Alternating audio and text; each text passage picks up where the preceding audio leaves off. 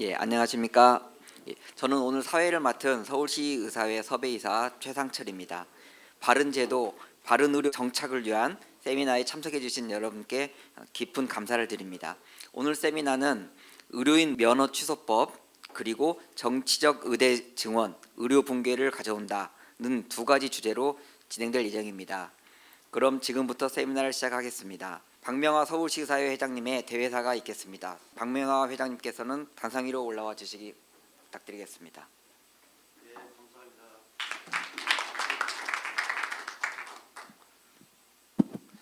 예, 안녕하십니까. 서울특별시의사회 회장 박명하입니다.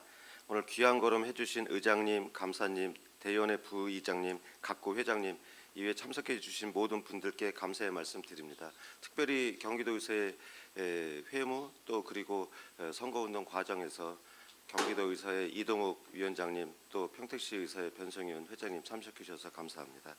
오늘 준비한 바른제도 바른의료 정착을 위한 세미나는 의료인 면허 취소법과 의대 증원 관련 주제로 준비를 했습니다. 특별히 면허 취소법 개정 발의를 해주신 국민의힘 최재형 국회의원께서 오늘 반드시 참석하시고자 했는데 바쁘신 일정 때문에 참석을 하지 못하고 영상 축사로 대신하시게 되겠습니다. 잠시 후에 영상으로 만나보시겠습니다. 그리고 오늘 강연을 준비해 주신 대한의사협회 의료정책연구원 우봉식 원장님과 법무법인 세승의 한진 변호사님께 감사의 말씀드리겠습니다. 의료 정책에 대한 강연이니만큼 좋은 강의 기대하고 부탁드리겠습니다. 제가 지난 2월 대한의사협회 비상대책위원회 위원장으로 선출되어서 올바른 판단력과 강력한 투쟁력으로 여러분과 함께 간호법을 저지한 이후에 또 다른 목표였던 면허 취소법 해결을 위해서 서울시의사의 면허 취소법 TF를 구성하여 법안 개정의 당위성을 피력하고 대안을 제시하는 활동 등을 통해서 지난 11월 국민의힘 최재형 의원의 대표 발의를 통해서 완화된 면허 취소법 개정안을 발의하였습니다. 그 후 개정안의 본회의 통과를 위해서 노력하고 있습니다. 이 와중에 정부와 정치권은 필수 의료 붕괴와 지역 의료 문제 해결책이라는 미명하에 내년 총선 전략으로밖에 볼 수 없는 대규모 의대 정원 확대 정책을 추진하고 있습니다. 또한 수술실 CCTV 설치, 비대면 진료 시범 사업, 최근의 간호법 재발의 등 정부와 정치권은 의료정책 추진 시 의료계를 패싱하고 있는 상황입니다. 진정 국민 건강을 위한다면 인구 절벽 시대에 의료 절벽의 재앙으로 이어질 의대 증원을 막고 올바른 의료 정책이 의료계와 논의되어 결정될 수 있도록 하여야 합니다. 오늘 강연이 그 단초가 되기를 희망하고 오늘 강의 끝까지 들어주시고 함께 토론하는 시간 되시길 바라겠습니다. 저와 서울시 의사회는 늘 회원 여러분을 위해서 최선을 다하겠습니다. 다시 한번 참석해 주신 여러분께 감사의 말씀 드리겠습니다. 감사합니다.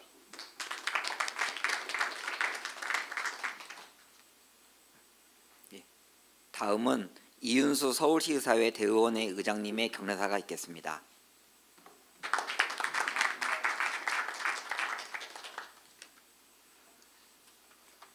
반갑습니다. 사실 맨날 여기서 성터대회만 계속하고 있어갖고 사실 짜증스럽습니다. 좀 그런 성터대회 말고 덕담도 나고 좋은 얘기도 많았으면 좋겠는데 왜 하필이면 이렇게 우울한 얘기만 하고 그죠? 서울시 의사회 대의원회 의장 이윤수입니다. 여러분들 뭐 아시다시피 바른제도 바른 의료 정착을 위한 세미나 굉장히 좋은 기획이고요. 여러분들 끝까지 다 경청하셔갖고 과연 우리나라 정책이 어떻게 해야 올바른 정책이 되고 정책을 어떻게 입안해야 되는지에 대한 우리 나름대로 뭐 얘기할 필요가 있지 않나 하는 의미에서 훌륭한 좋은 세미나라고 생각됩니다. 사실 국가의 정책을 수립하는 것은 국민 안녕을 위해서 매우 중요한 작업이라고 할 수 있습니다. 누구나 다 아는 얘기죠. 정부는 장기적인 안목에서 국민의 권익을 위해 올바른 정책을 수립해야 하며 정부를 견제해야 할 국회 또한 정책 수립의 한 축이라고 생각합니다. 정부나 국회는 단순히 국민 여론에만 이끌려 정책을 정한다는 것은 너무 무책임한 일이 아닌가 생각됩니다. 이건 뭐 저뿐만 아니라 누구나 다 그렇게 생각할 겁니다. 그러나 최근 국회나 정부가 본연의 책무를 다하고 있는지 의심스럽습니다. 정부는 필수 의료의 붕괴는 의사수 부족 때문이라는 여론몰이를 하고 있습니다. 뭐 다 아는 얘기죠.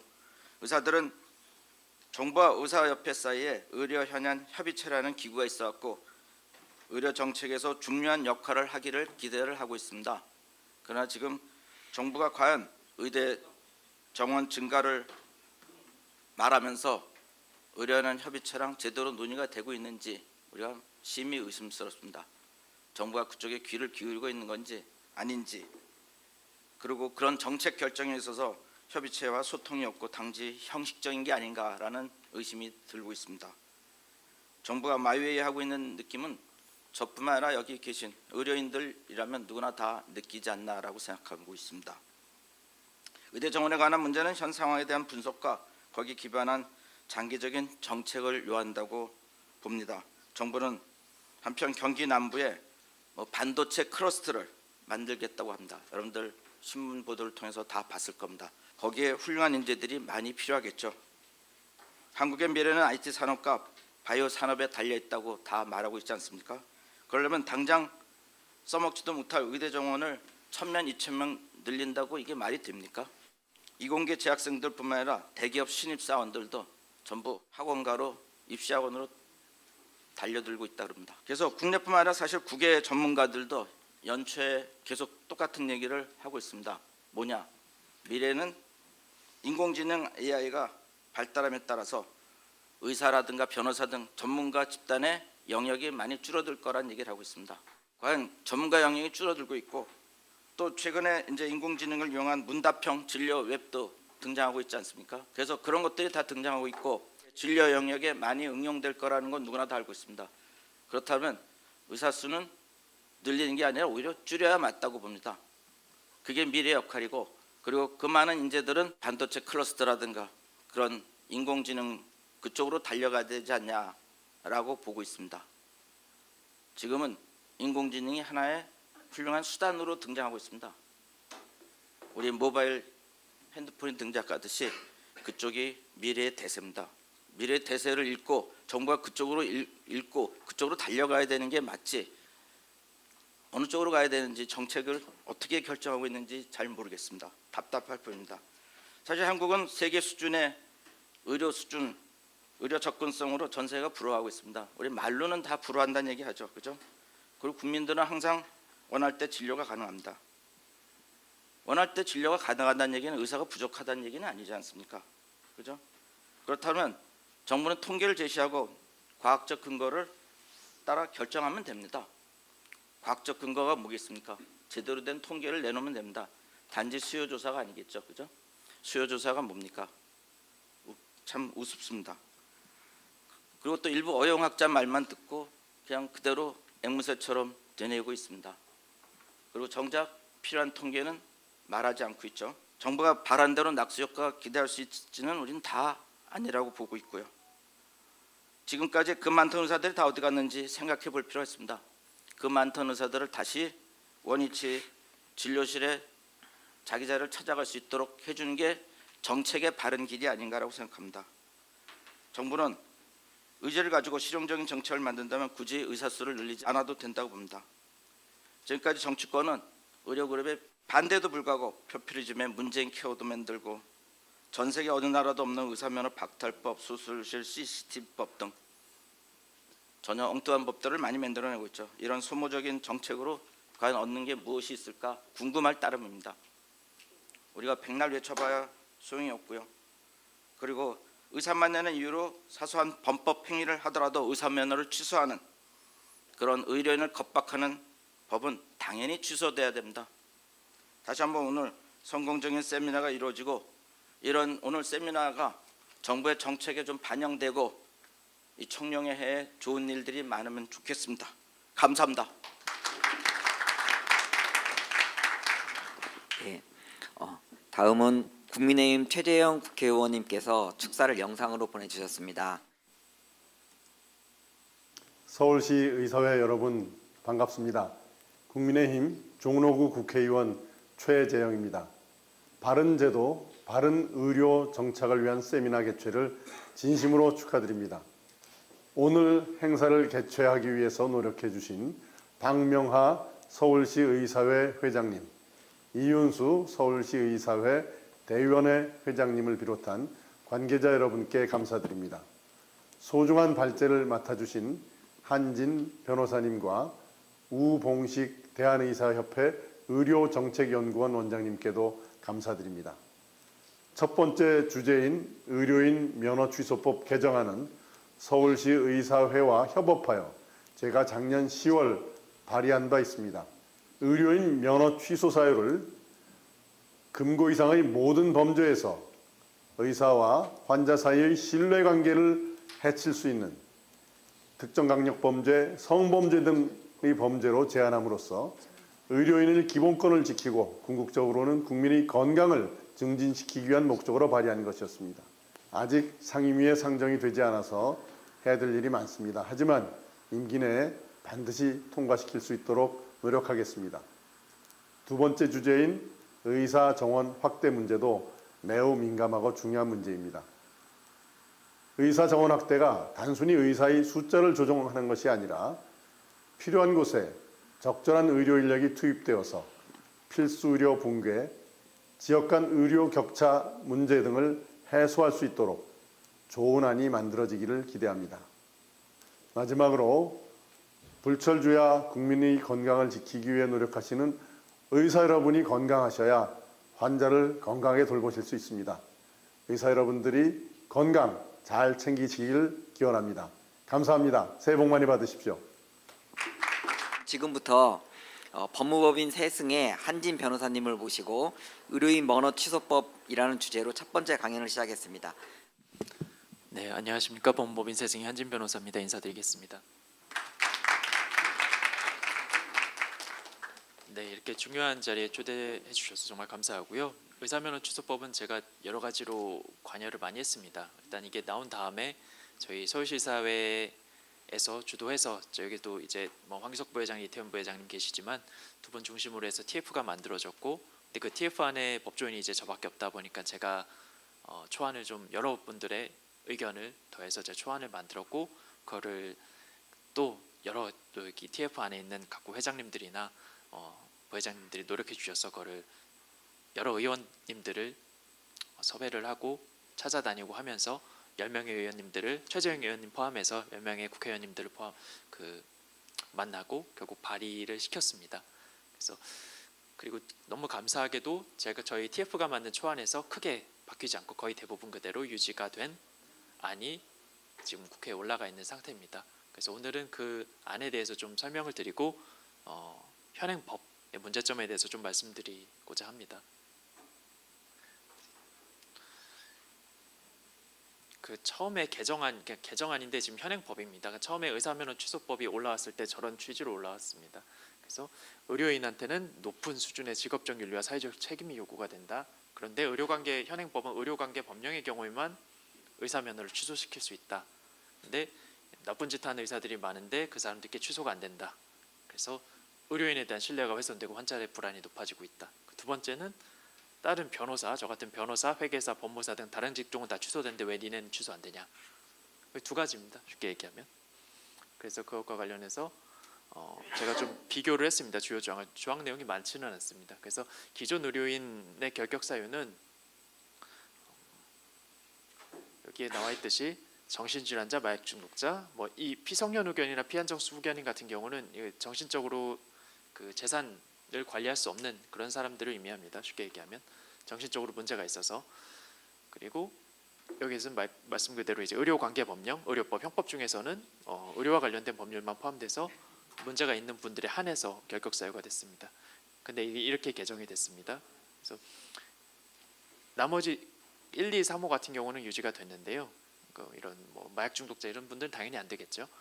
근데 4호, 5호, 6호가 추가가 됐는데 이거는 어떠한 죄든 간에 금고 이상의 실형을 선고받고 어떠한 죄든 간에 금고 이상형의 집행유예를 선고받고 어떠한 죄든 간에 선고유예를 선고받고 유예 기간이 있는 자들이 다 포함이 되었습니다. 그러면서 굉장히 광범위하게 넓어졌고요. 뭐 이 법 자체도 문제가 있지만 선고유예라는 것은 사실 정말 가벼운 관대한 그런 범죄에 대해서 내려지는 벌이거든요. 1년 동안 특별히 다른 범죄를 저지르지 않으면 선고 자체를 하지 않습니다. 그러니까 좀 광범위한 게 저희는 무죄 판결에 가깝다고 보고 있거든요. 근데 그것도 들어가 있습니다.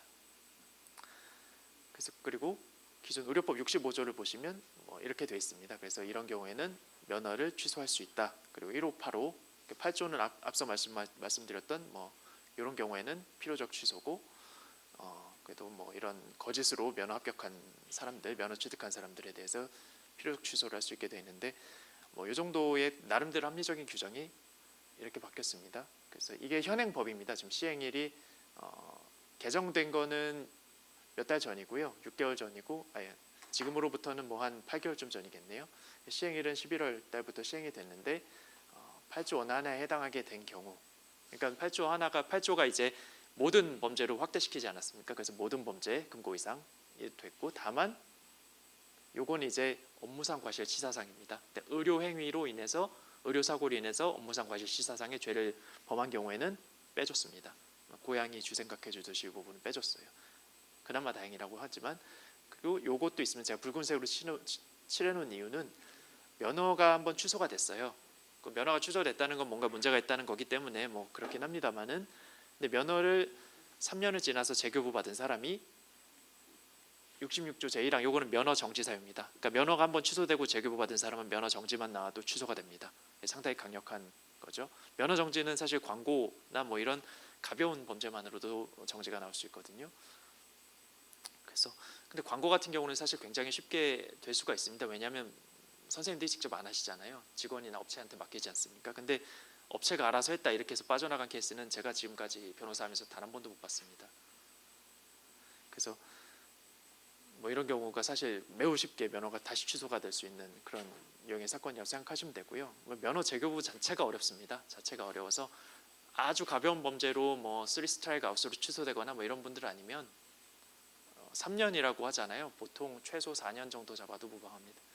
그리고 좀 지저분한 범죄가 걸려 있다 같이, 예를 들면 이제 뭐 사기, 뭐 세금 관련된 문제라든지 뭐 성범죄라든지 그런 게 결부돼 있으면 5년 6년이 걸려도 재교부가 안 됩니다. 이거는 제가 실제로 지금 하고 있기 때문에 명확히 알고 있고, 복지부나 뭐 복지부에서는 위원회를 운영하고 있는데 그 위원회 자체도 여론에, 그러니까 국회에서 하도 그거 가지고 얘기도 많이 하고 여론적인 문제도 있고 해서 지금은 면허가 취소되어 3년 있다가 재교부 받으면 되는 거 아니야라고 하는 상황 자체가 아닙니다. 게다가 이제 여기 제가 붉은 글씨로 또 써놨는데 교육 프로그램 이수가 포함이 됐어요. 이것도 제가 어제 이거를 맡은 변호사님, 그러니까 면허 재교부에 대한 업무를 위임 계약을 체결하고 맡은 변호사님이 저한테 연락해서 물어보시던데 교육 프로그램을 어디서 받아야 되냐 뭐 이런 것도 물어보시더라고요. 근데 제가 의협은 제가 확인을 못 해봤는데 복지부의 인력개발원이 이런 데는 지금 이게 제대로 안 돌아가는 것 같습니다. 그래서 저한테 물어보시고요. 그리고 여기는 보면 단계별로 좀 나눴습니다. 1년, 2년 뭐 이렇게 나눴는데 최대 10년까지 했습니다. 최대 10년까지. 원래는 3년 정도였다면 지금은 10년까지로 이렇게 늘렸습니다. 그리고 이것과 관련해서 이제 행정소송도 했어요. 너무 뭐 거의 한 8년, 9년, 10년 가까이 면허를 재교부 받지 못한 분이 있습니다. 그래서 행정소송도 했는데 1심에서 이겼는데요. 물론 그분 자체가 저지른 범죄가 이렇게 뭐 가벼운 범죄는 아닙니다. 결코 비난받을 만한 범죄긴 한데 10년 동안 면허를 못 받았다면 뭐 이런 대가를 치렀다고도 볼 수도 있을 것 같은데 계속 주지 않아서 행정소송했는데 1심에서 이겼는데 2심에서 다시 패소했습니다. 뒤집혔고, 그래서 사실상 면허 재교부는 복지부의 광범위한 재량권을 인정을 하고 있는 게 법원의 태도이고, 그래서 면허 취소 가지고 이게 10년씩 됐다라고 하면 이거 행정소송으로도 어떻게 하기 힘든 상황이라고 저는 이제 실무적으로 그렇게 느껴집니다. 그리고 의료법 부칙인데요. 부칙에 6개월 경과한 뒤 시행된다. 지금 시행되고 있습니다. 이게 제정된 게 5월 19일인데 지금 6개월 지났죠. 그래서 지금 시행되고 있고, 뭐 일부 규정은 공포한 날부터 시행된다고 했는데 지금 뭐 의미 없고 이미 시행이 됐으니까요. 다만 이제 이 법 시행 전에 저지른 범죄는 좀 제외가 됩니다. 종정 규정 따라가고, 그리고 이 법 시행 이후 면허를 재교부하는 경우부터 적용된다. 이거는 이제 아까 제가 말씀드렸던 이제 교육이나 이런 부분들은 면허 재교부 이제 신청하는 분들은 다 들어가게 됩니다. 면허 재교부 신청도 자주 받지도 않습니다. 거의 분기에 한 번 정도 받고요. 그리고 기준 자체가 뭐 예를 들면 개전의 정 이런 거라서 뭘 준비해야 될지도 굉장히 어려운 그런 부분이 있습니다. 어찌됐든 이런 식의 어렵게 이제 개정이 됐고요. 이거에 대해서 좀 제가 문제점을 좀 짚어드리면, 이제 의료법 개정의 연역을 한번 살펴보겠습니다. 2000년 1월 10일 일부 개정안을 통해서 이제 그 그러니까 현행은 아니고 국법이죠. 최근의 국법, 그러니까 의료관계법령에 한해서 이제 면허를 취소하는 그런 내용으로 변경이 됐습니다. 그 전에는 이렇게 돼 있었어요. 금고 이상의 선고, 굉장히 심플하죠. 그 이전에는 의사도 광범위하게 취소 대상이 됐었습니다. 근데 당시에 다른 자격사법은 변호사법을 포함해서 다른 걸 살펴보면 의료법처럼 광범위한 결격 사유를 두고 있었고 변호사법도 당연히 마찬가지고, 그러니까 자격사법들이 거의 다 이런 구조를 가지고 있었다는 것입니다. 그래서 근데 이제 우연인지 필연인지 모르겠지만 의약분업 시행 전후로 2000년도에 의료관계법령으로 제한하는 식으로 의료법이 개정이 됐고요. 그렇기 때문에 이제 뭐 그런 생각도 할 수가 있겠죠. 우리가 의약분업과 관련된 딜이 있는 거 아닌가 하는 생각도 할 수 있었던 겁니다. 근데 다시 원래대로 되돌리겠다는 것이죠. 만약에 그게 맞다면 되돌리겠다는 것이고, 그리고 그에 대한 근거로서 다른 자격사법은 다 광범위하게 취소 사유를 규정하고 있는데 니네는 뭔데 의료관계법령으로 제한하느냐라는 식으로 갑자기 말을 뒤집기 시작했습니다. 개정 이유가 됐어요. 제가 앞서 설명드렸다시피.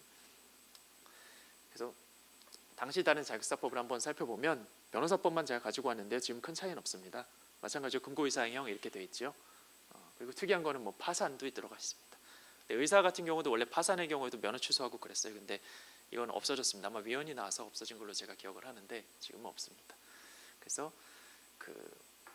그런 게 이제 이번에 면허 취소법 개정되고 지금 시행 중인 의료법 개정한 의료법의 근거가 되고 있습니다.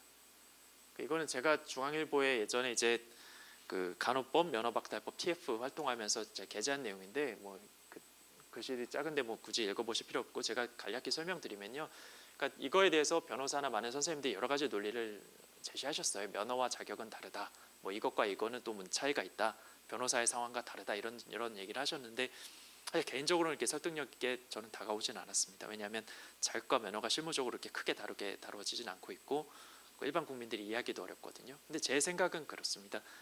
변호사법이나 기존 자격사법이 전 잘못됐다 생각해요. 근데 잘못된 법에 의료법을 맞춘다면 당연히 잘못을 따라가게 되는 거지 않겠습니까? 근데 왜 그러냐면 저는 변호사 자격을 취득하고 여러분들은 의사면허, 대부분의 선생님들은 의사면허를 취득할 텐데 윤리적으로 완벽한 사람한테 면허를 주는 것이 아닙니다. 중요한 기능이 뭐겠습니까? 충분히 트레이닝 받으시고 열심히 공부하시고 자격과 지식과 경험을 갖춘 그런 분들한테 면허를 주고 저도 자격을 받는 것입니다. 근데 그런 사람한테 갑자기 이런 광범위한 수준의 윤리를 요구한다는 것은 사실 앞뒤가 맞지 않고 오히려 제가 여기도 썼지만 일종의 헌법에서 금지하는 사회적 계급을 만들어내는 거 아닌가, 그런 어떤 의견을 제가 낸 것입니다. 근데 그렇다고 해서 그럼 의사나 변호사한테 윤리가 필요 없느냐 하는 건 전혀 아닙니다. 저도 이제 법조윤리라는 시험을 따로 보고 합격을 해야 변호사를 할 수 있거든요. 그리고 매년 2시간씩 법조윤리에 대한 강의를 들어야 됩니다. 여러분들도 윤리에 관해서 교육을 받으실 거고요. 근데 광범위한 수준은 아니지 않습니까? 그러니까 의사는 의료와 관련된 윤리를 지켜야 되는 건 맞습니다. 의사가 가령 환자를 많이 진료를 하시지만 말도 안 되는 걸로 속여가지고 진료비 뜯어내고 나 몰라라 한다. 그럼 사실 말이 안 되겠죠. 불법적인 리베이트를 받고 쓸 필요 없는 제너럴 약을 과다 처방한다. 문제가 될 겁니다. 사무장이랑 동업을 한다. 의료기관을 기업처럼 여러 개 설립을 해서 돈을 뭐 프랜차이즈 무슨 음식점처럼 빨아들인다. 윤리적으로 다 문제가 있을 겁니다. 혹은 뭐 간호사한테 수술을 시킨다. 다 문제가 될 거고요. 이건 단순히 어떤 비난받을 대상이 아니라 법률적으로 제재를 받아야 될 대상입니다. 이것까지 우리가 부인하는 건 아니지 않겠습니까? 법조인도 마찬가지고요. 법조인도 마찬가지입니다. 저희도 예를 들면 제가 의료인한테 말도 안 되는 소송하겠다 그러고 돈 받고 나 몰라라 한다. 입싹 씻는다. 저도 징계 대상이고 징계받는 변호사들도 많습니다. 그것 때문에. 근데 그거를 벗어난 광범위한 제재가 과연 필요하냐라는 현실적인 그리고 합리적인 질문에 근간하고 있습니다. 제가 그 문서에 관한 범죄 이런 게 있거든요. 위조, 공용 전자기록물 위작, 사문서 위조, 뭐 공문서 위조 정도만 아시죠? 그 문서에 관한 범죄가 엄청 복잡합니다. 그리고 뭐 수표 뭐 이런 범죄도 엄청 복잡하고요. 그리고 뭐 예를 들면 세무에 관한 범죄 저도 잘 모릅니다. 저도 잘 모르는 법이 많아요. 근데 의사들은 알겠습니까? 일반인과 비슷하거나 혹은 일반인보다도 어떻게 보면 자기 전문 분야 아니면 모르는 경우도 굉장히 많거든요. 근데 이런 분들한테 그걸 다 지켜라? 변호사도 잘 모르는데 저는 좀 문제가 있다고 생각하거든요, 분명히. 그러니까 실제로 그리고 또 교통사고 같은 게 있잖아요. 일명 민식이법이라고 하죠. 어린이 보호구역에서 치면 진짜 집행유예 나올 수 있어요. 금고형 집행유예. 그럼 면허가 취소됩니다. 이게 합당한 것이겠습니까? 그래서 다행히 최재형 의원께서 저희 의견을 듣고 그거를 축소시켜 주셨습니다. 그래서 좀 보시면 이건 제가 앞서 말씀드린 부분들입니다. 명확히 인지하기도 어려운 문서범죄나 제가 이거 왜 쓰냐면 제가 초안에 이걸 다 넣었습니다. 개정안 이후로 제가 작성한 부분입니다. 문서범죄, 지식재산권 범죄 이거 아십니까? 저도 잘 몰라요. 특허법 이런 거 잘 모릅니다. 조세범죄, 선거범죄, 교통사고 분명히 좀 문제가 있다 생각합니다. 그리고 변호사는 사실 전 변호사도 그렇게 생각하거든요.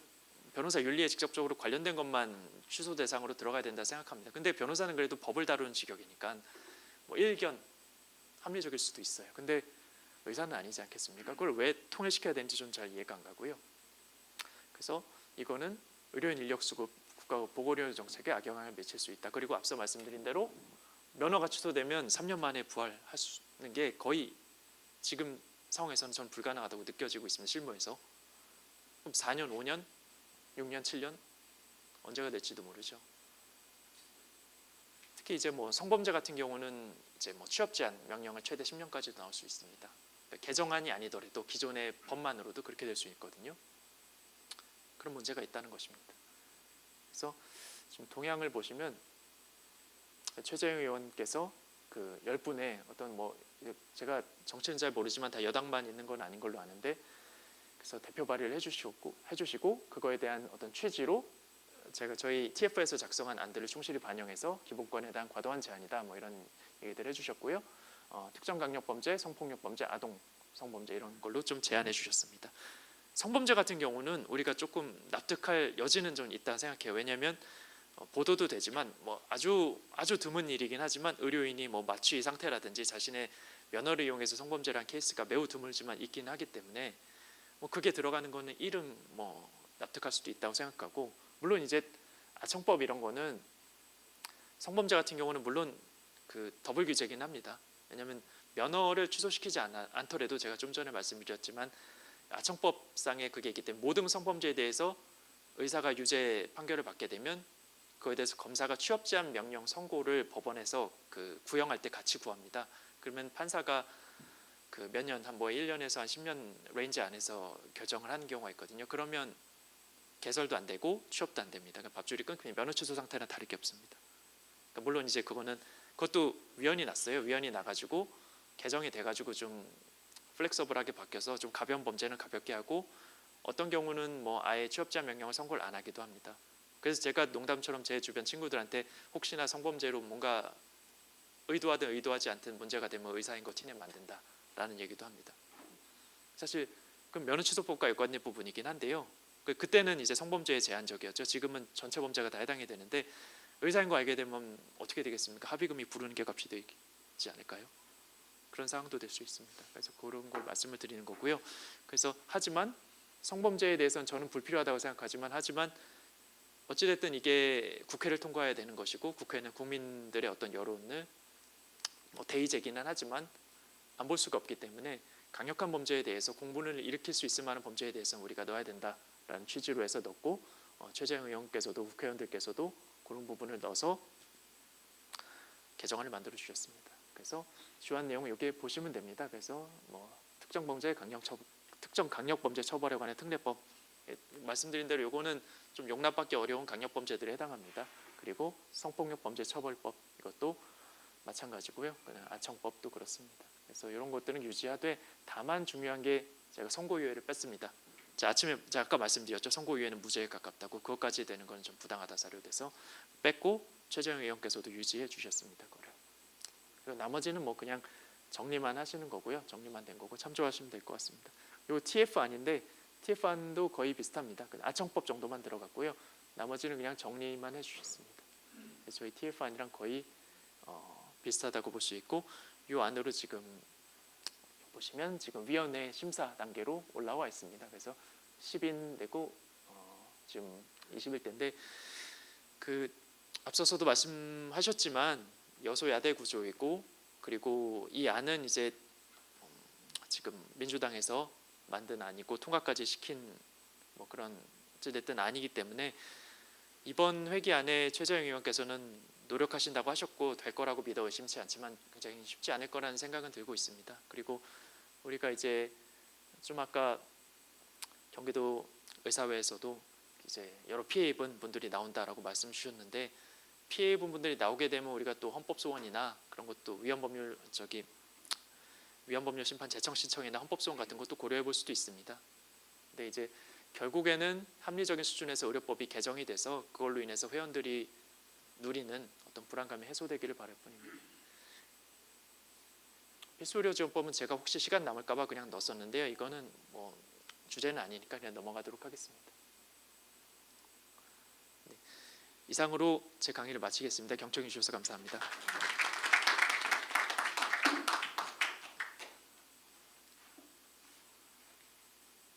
예, 강의 감사드립니다.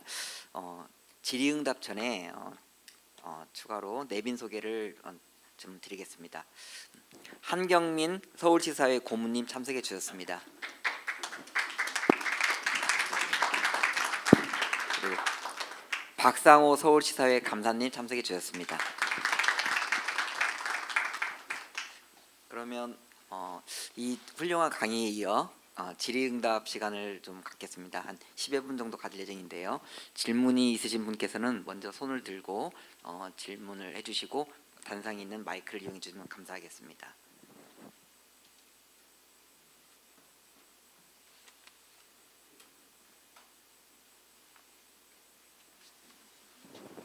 예. 네, 질문하시는 분이 없으셔서 제가 그냥 간단하게 하겠습니다. 감사 박상호입니다. 근데 아까 개정할 때 우리가 이제 이 각 자격사법이 자기 직무에 맞는 범죄 행위를 이제 거기 제한돼서 좀 축소하는 게 좀 합당할 것 같다라고 우리 한진 변호사님이 말씀하시면서 다른 직종 변호사 같은 직종에서도 우리가 만약에 된다면 거기에 맞춰서 우리 변호사법도 부당하다 이렇게 나가야 되는 게 맞지 않느냐라는 그런 취지의 말씀을 좀 하셨죠. 그러면 이번에 이런 면허박탈법 같을 때 왜 변호사협회에서는 좀 가만히 있는 이유를 잘 모르겠고, 만약에 우리가 변호사협회랑 같이 좀 이렇게 힘을 합쳐서 법을 좀 개정하면 노력하면 국회의원들 중에 변호사들이 많잖아요. 그럼 자기 동료들도 그 업무 말고 다른 걸로 인해서 교통사고 나서 뭐 업무 변호사 뭐 10년 자격정지 뭐 이런 거 나오는 거 원하지 않을 것 같은데 그런 노력을 변호사협회에서는 하지 않는지 궁금합니다. 예, 제가 변협 활동은 하지는 않아서 내부 분위기는 정확히는 모르겠습니다. 근데 제 주변이나 뭐 이렇게 들어보면 사실 저도 변호사법에 대해 이렇게 돼 있는지 잘 몰랐습니다. 크게 신경 안 쓰는 경우가 굉장히 많습니다. 왜 그럴까요? 면허 취소되는 경우가 변호사가 많을 것 같으신가요? 제가 알기로는 거의 없습니다. 지금 뭐 제 설명 거론하긴 그렇지만 뭐 여기저기 많이 나오시고 수많은 범죄로 뭐 유죄 판결을 받으시고 한 분 여전히 살아 있을 걸요. 의사가 그렇게 되겠습니까? 그러니까 이게 뭐 변호사 단체가 비윤리적이다 이런 말씀 드리는 게 아니라 면허를 변호사 단체는 변호사 단체에서 관리를 합니다. 그래서 뭐 여러 가지 당연히 징계도 많아요. 징계도 공개도 합니다. 변호사협회 가보면. 근데 뭔가 그런 것에 대한 관심도가 좀 다르지 않을까 싶고, 그리고 의사는 의약분업을 통해서 한번 바뀌었다가 다시 원래대로 돌아가는 상태잖아요. 그럼 조제권을 돌려주든지. 근데 변호사회 같은 경우는 계속 유지가 되어 오고 있습니다. 이 법이 크게 바뀌지 않고 계속 유지가 되어 있는 부분도 있고, 제가 아까도 말씀드렸지만 변호사는 어찌됐든 법을 다루는 직역이기 때문에 그런 부분이 있어서 좀 다르다는 생각도 하는 것 같습니다. 어제 제가 여론은 변호사는 회나 뭐 여론은 잘 몰라서요. 그것까지는 다 제 생각과 비슷한 생각들 변호사들이 할 것 같다 이런 말씀은 드릴 수는 없는데, 하여튼 제 생각은 그렇고 제 주변의 생각들도 좀 그렇긴 합니다. 근데 의사들만큼 이렇게 뭔가 뭐 절실하게 뭔가 대응하거나 그러지는 않고 있고요. 그렇습니다.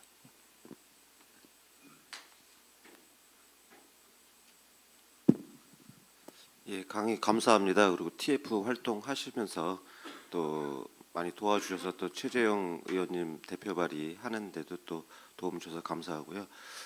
이제 서울시 의사회에서도 어쨌든 이 법에 대해서 저촉을 받아서 걱정하시는 회원님들을 위해서 이제 곧 이제 그런 신고센터를 만들려고 하고 있고, 또 서울시 의사회가 어떤 시도보다도 전문가 평가단 등을 활발하게 했던 의사회입니다. 그럼에 따라서 이제 의협이 궁극적으로는 자율징계권을 가져오고 면허 관리도 해야 된다 생각을 하고 있기 때문에 변호사 협회의 그런 면허 관리에 대해서도 관심 있게 좀 봐야 될 것 같습니다. 제가 제일 이제 저도 회원으로서 또 회원들이 뭐 의문을 가졌을 때 답하기가 좀 어려웠던 점이, 현재도 이제 재판 중에 있는 사건들도 많이 있지 않습니까? 뭐 수사 중인 사건도 있을 것이고 1심, 2심, 대법원까지 가 있는 다양한 사건이 있는데, 지금 작년 11월 20일에 개정되고 이제 시행되고 있는 현행 그 의료법에 저촉받는 경우가 구체적으로 어떤 건지 제가 좀 이해가 좀 잘 안 되더라고요. 그래서 과연 이제 범죄가 저질러진 시점인지, 아니면 수사가 시작되거나 고소 고발이 시작된 그 시점인지, 작년 2022년 11월 20일과 그런 식의 그런 형이 관련된 그런 것은 언제부터 우리가 조심을 해야 되는지, 그 점에 대해서 좀 구체적으로 설명을 부탁드리겠습니다. 예, 여기다 그래서 제가 요거 가져왔는데요. 이게 형벌 불소급의 원칙이라는 게 있습니다. 이건 형벌은 아니기는 한데 뭐 이런 내용들로 불이익 주는 경우에 이런 규정을 둡니다. 그래서 제 2조 보시면 이 법 시행 전에 저지른 범죄로 금고 이상의 실형이나 뭐 이런 걸 받은 경우에는 종전의 규정에 따른다라고 되어 있죠. 근데 지금 재판 가 있는 것들은 다 이 법 시행 전에 한 거지 않겠습니까? 그래서 적용 대상은 아닐 겁니다. 그러니까 이 법 시행 이후에 한 부분에 대해서는 조심하셔야겠죠. 그러니까 이런 부분을 참조해서 하시면 되겠습니다. 보통 부칙에 이런 것들을 써놓거든요. 네.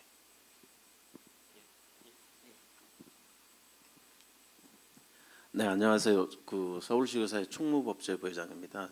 전평단 단장도 맡고 있고요. 여기 TF에서 저기 공동 이태원 부회장님하고 같이 공동위원장으로 한진 변호사님 모시고 최재형 의원님의 그 개정안에 많이 준비를 했었는데, 사실은 저는 이제 쉽게 여쭤보겠습니다. 우선은 이 면박법이라고 했던 이 취소법이 이후에 저지른 범죄로 기소가 됐어요. 그래서 수사가 되고 그 다음에, 그러니까 쉽게 말씀드리면 1심에서 뭐 판결을 받아도 바로 취소가 되나요? 아니면 그 대법원까지 최종 판결을 받아야지 취소가 되나요? 네, 지금 실무를 말씀을 드리면 그러니까 요거는 시행된 지 얼마 안 돼서 사례가 아마 대법원까지 나온 사례는 없을 겁니다. 물리적으로 불가능할 거고, 기존에는 의료관계법령 위반해서 됐을 때 금고 이상 나오면 면허 취소지 않습니까? 그런 케이스들을 보면 판결이 확정이 돼야 됩니다. 그러니까 뭐 1심 확정이든 2심 확정이든 법원 확정이 되면 보통 한 6개월 내에서 그 복지부 쪽으로 그 정보가 가고요. 복지부에서 보통 한 6개월 내로 의사 면허 취소 사전 통보를 합니다. 그리고 그거에 대한 의견을 내면 또 몇 달 안에 언제부터 언제까지 당신 면허는 뭐 정지다 혹은 취소다라는 본 행정 처분이 나옵니다. 그렇게 보시면 네, 그러면 어쨌거나 확정 판결 이후에 된다는 걸로 예, 그렇습니다. 이해하겠습니다. 그 다음에 이제 두 번째 질문은요. 사실은 아까 똑같이 그 자격사법에 의해서 변호사도 같은 제재를 받고 있다고 하셨는데, 제가 알기로도 변호사분들이 금고 이상의 형을 받은 분들을 전 되게 많이 그 신문지상에서 많이 봤는데 실질적으로 취소됐다라고 한 게 없다고 그러셨거든요. 이게 지금 법을 다루는 변호사에 대해서 그러한 판결이 났는데 왜 면허가 취소가 안 되고, 그게 법무부의 직무유기입니까? 아니면은 변호사협회의 직무유기입니까? 그래서 이거는 만약에 변호사분들이 그렇게 빠져나가는 방법이 있다면 저희 의사들도 변호사처럼 빠져나갈 수 있지 않을까라고 희망을 가져보고 싶지만 현실은 가혹하죠. 그래서 이 두 번째 질문에 대해서 간략하게 답변 부탁드립니다. 이사입니다. 제가 뭐 통계는 잘 모르고요. 사실 변협에서 활동하시는 분들이, 특히 법조윤리 하시는 선생님, 변호사님들이 이거는 정확히 답변해 주실 것 같은데, 제가 그냥 전달 듣기로는 면허 취소의 수준에 해당하는 게 뭐 영구적인 제명, 그러니까 변호사협회는 변호사협회에다가 등록을 하고 필드에서 활동을 해야 되거든요.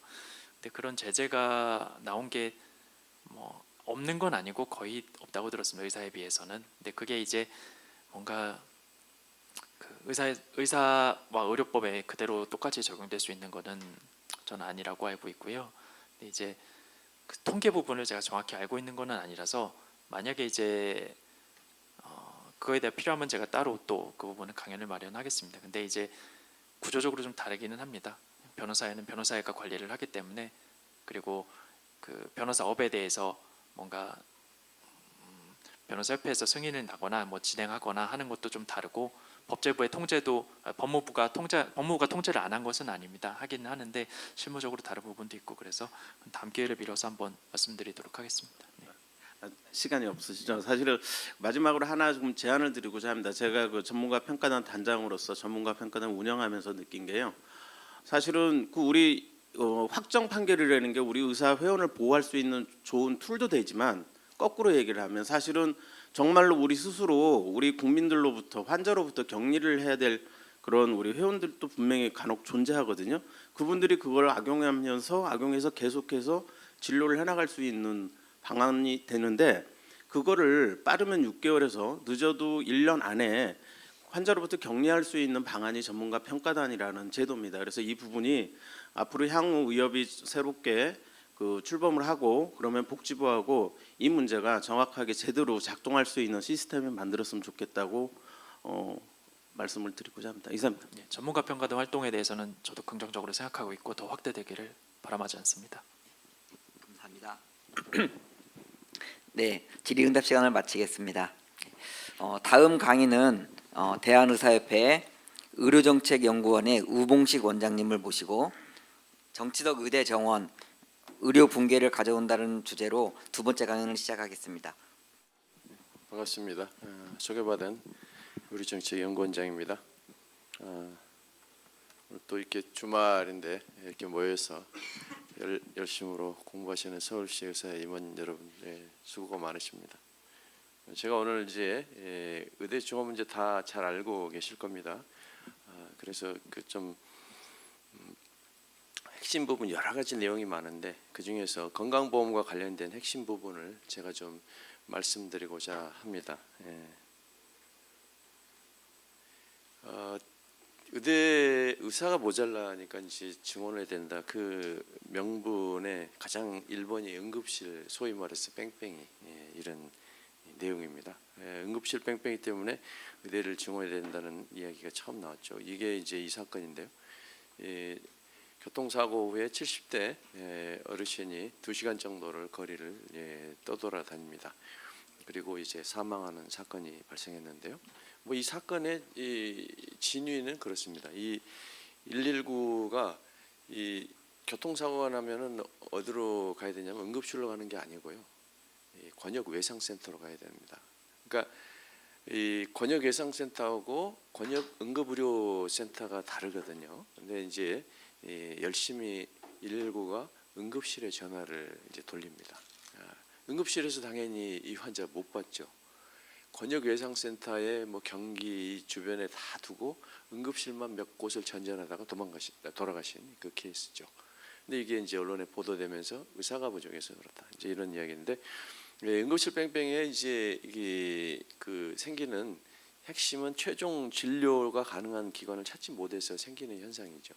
그러니까 모든 질환을 응급실에서 다 처리가 안 되니까 최종 진료를 할 수 있는 기관을 찾아서 그곳에 이제 환자를 적절하게 배분을 전원을 시켜주는 게 굉장히 중요한 기능인데, 지금 전원 기능에 문제가 있다라는 것인데, 어째서 이런 최종 진료를 못 찾느냐? 그 이유는 2012년도에 의료법이 이제 개정이 됩니다. 응급의료에 관한 응급의료법이 개정이 됩니다. 응급 환자를 상담 또는 병원 이송하는 그 조항을 119법으로 옮겨갑니다. 119가 이것을 빌미로 이제 조직을 확대하는 그런 이제 인력을 확대하고 그런 명분을 삼죠. 그때 당시에 이제 그런 그 119와 1339가 응급 환자의 전화를 받는 전화인데요. 응급의료 지원센터의 그 전화번호입니다. 이 번호가 국민들 사이에 번호가 많으니까 혼선이 있다. 119가 그 번호를 통합해서 잘 하겠으니 119로 번호를 넘겨달라라고 해서 이걸 가져갑니다. 당시에 야사가 굉장히 많은데요. 이게 뭐 나중에 유튜브 간다고 보니까 제가 말씀을 못 드리겠고 굉장히 많은 정치적인 외적인 압력과 많은 뒷이야기가 있습니다. 그것이 넘어가는 과정에서요. 이제 그런 것들을 겪고 결국은 넘어갔는데 이 넘어가서 지금 그걸 담당하고 있는 데가 119 구급 상황 관리 센터입니다. 근데 이 센터가 기능을 못 하고 있어요. 그 데이터가 이제 나중에 나오는데 보여드리겠습니다. 자, 응급의료 정보센터가 1339가 출발은 이제 한 7, 80년대에 그 응급실 뺑뺑이 비슷한 거죠. 제대로 찾지 못하니까 이것을 없애기 위해서 만들자고 한 게 129였어요. 여러 아마 기억하고 계실 겁니다. 129 번호가 있었는데 129는 적십자에서 그걸 관리했고요. 그 다음에 적십자에서 관리하던 129를 보니까 괜찮은 것 같아요. 그래서 복지부가 직접 관리를 합니다. 1339로 번호를 바꾸고 응급의료 정보센터라고 이름을 이제 짓죠. 그래서 이제 했는데 이게 이제 2000년대 초반에 이제 들어오게 되는데 이게 한 2004년 이후 통계를 보면은 지속적으로 그 상담 건수가 늘어나고 굉장히 활성화가 되고 있는 것을 알 수가 있습니다. 그런데 이것을 갑자기 2012년 6월 달에 119로 넘겨버렸죠. 그래서 이제 나온 통계 마지막 통계입니다. 이게 2011년 통계인데요. 이게 응급의료 그 통계 연보에 있는 데이터인데요. 자, 이 통계 연보에 나온 데이터들 세부 내용을 보니까 이 190만여 건 중에서 그 병원을 안내한 건수가 73%입니다. 이게 아주 중요합니다. 그러니까 이 환자가 와서 응급 환자나 응급 상황이 생겼을 때 전화가 왔는데 이 환자를 적절한 병원으로 안내하고 있었다는 거예요. 그리고 한 23%, 4% 정도는 질병 상담 처치로 끝내버립니다.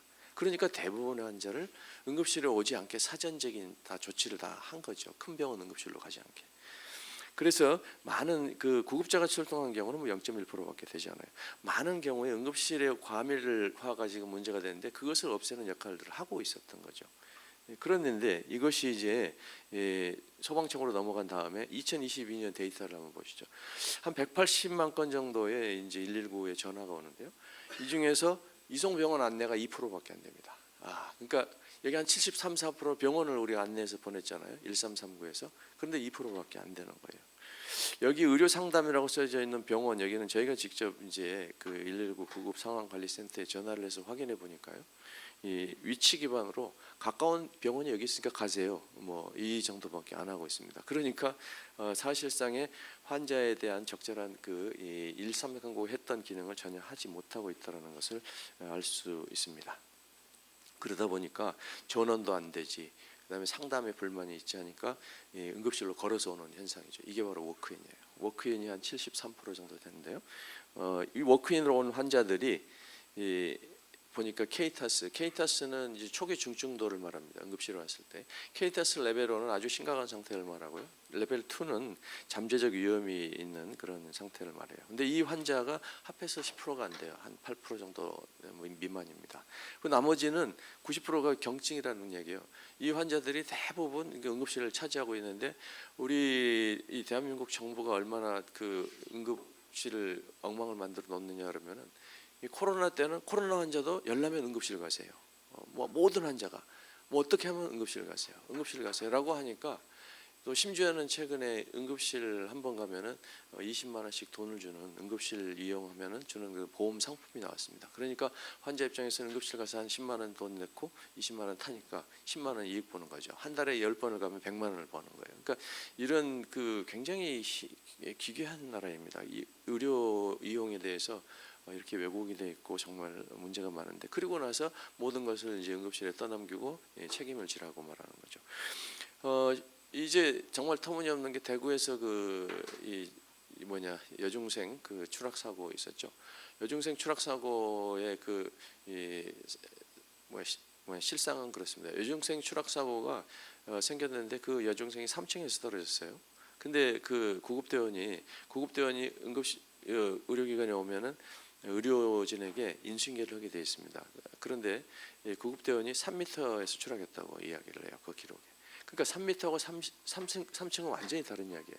3층은 이제 그 의료진이 봤을 때는 이건 중증으로 이제 판단하는 첫 번째 기준이에요. 3층 이상이 떨어지면 이게 중상으로 이제.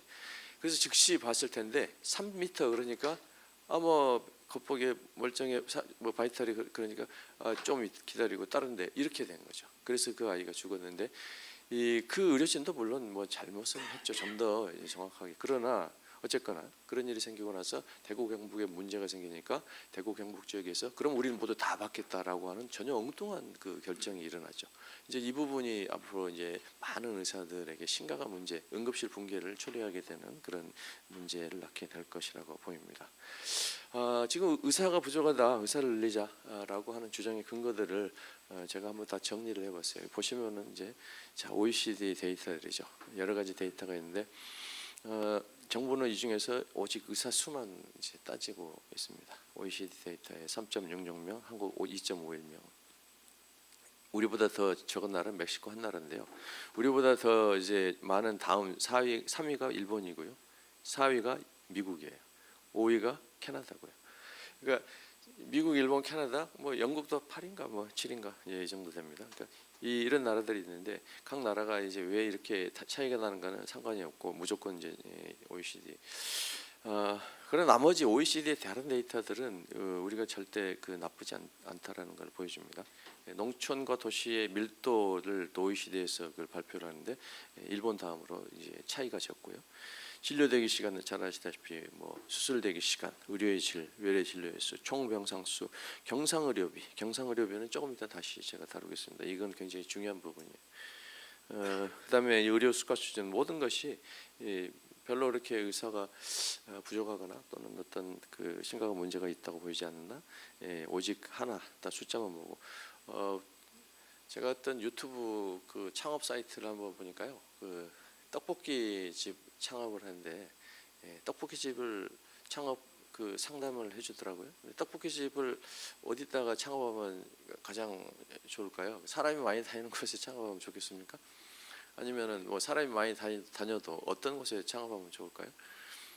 그 창업 컨설턴트가 이제 상권이 중요한데 물론 사람이 많이 다니면 좋겠지만은 이 떡볶이의 수요 고객이 주로 학생층이기 때문에 학교 주변을 먼저 뒤져봐라. 그리고 학교 주변에 대로변보다는 좀 이면이라도 상관없으니까 그런 곳을 찾아야 된다. 뭐 이런 조언을 해주더라고요.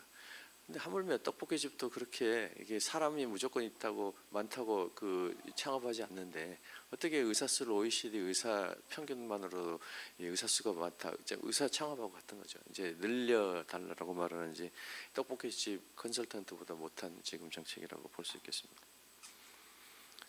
OECD 우리가 이제 말이 좋아 OECD지 사실은 우리 OECD는 과거 우리가 못 살던 시절에 선망하던 그런 그 모임이 OECD잖아요. 그래서 섣불리 들어갔다 혼도 났지만은 지금은 우리가 OECD를 벤치마킹할 때가 아니죠. OECD의 38개국 중에서 우리나라가 소득 수준은 한 18위 정도 됩니다. 그러나 모든 의료 지표는 일본과 1, 2위를 다투고 있어요.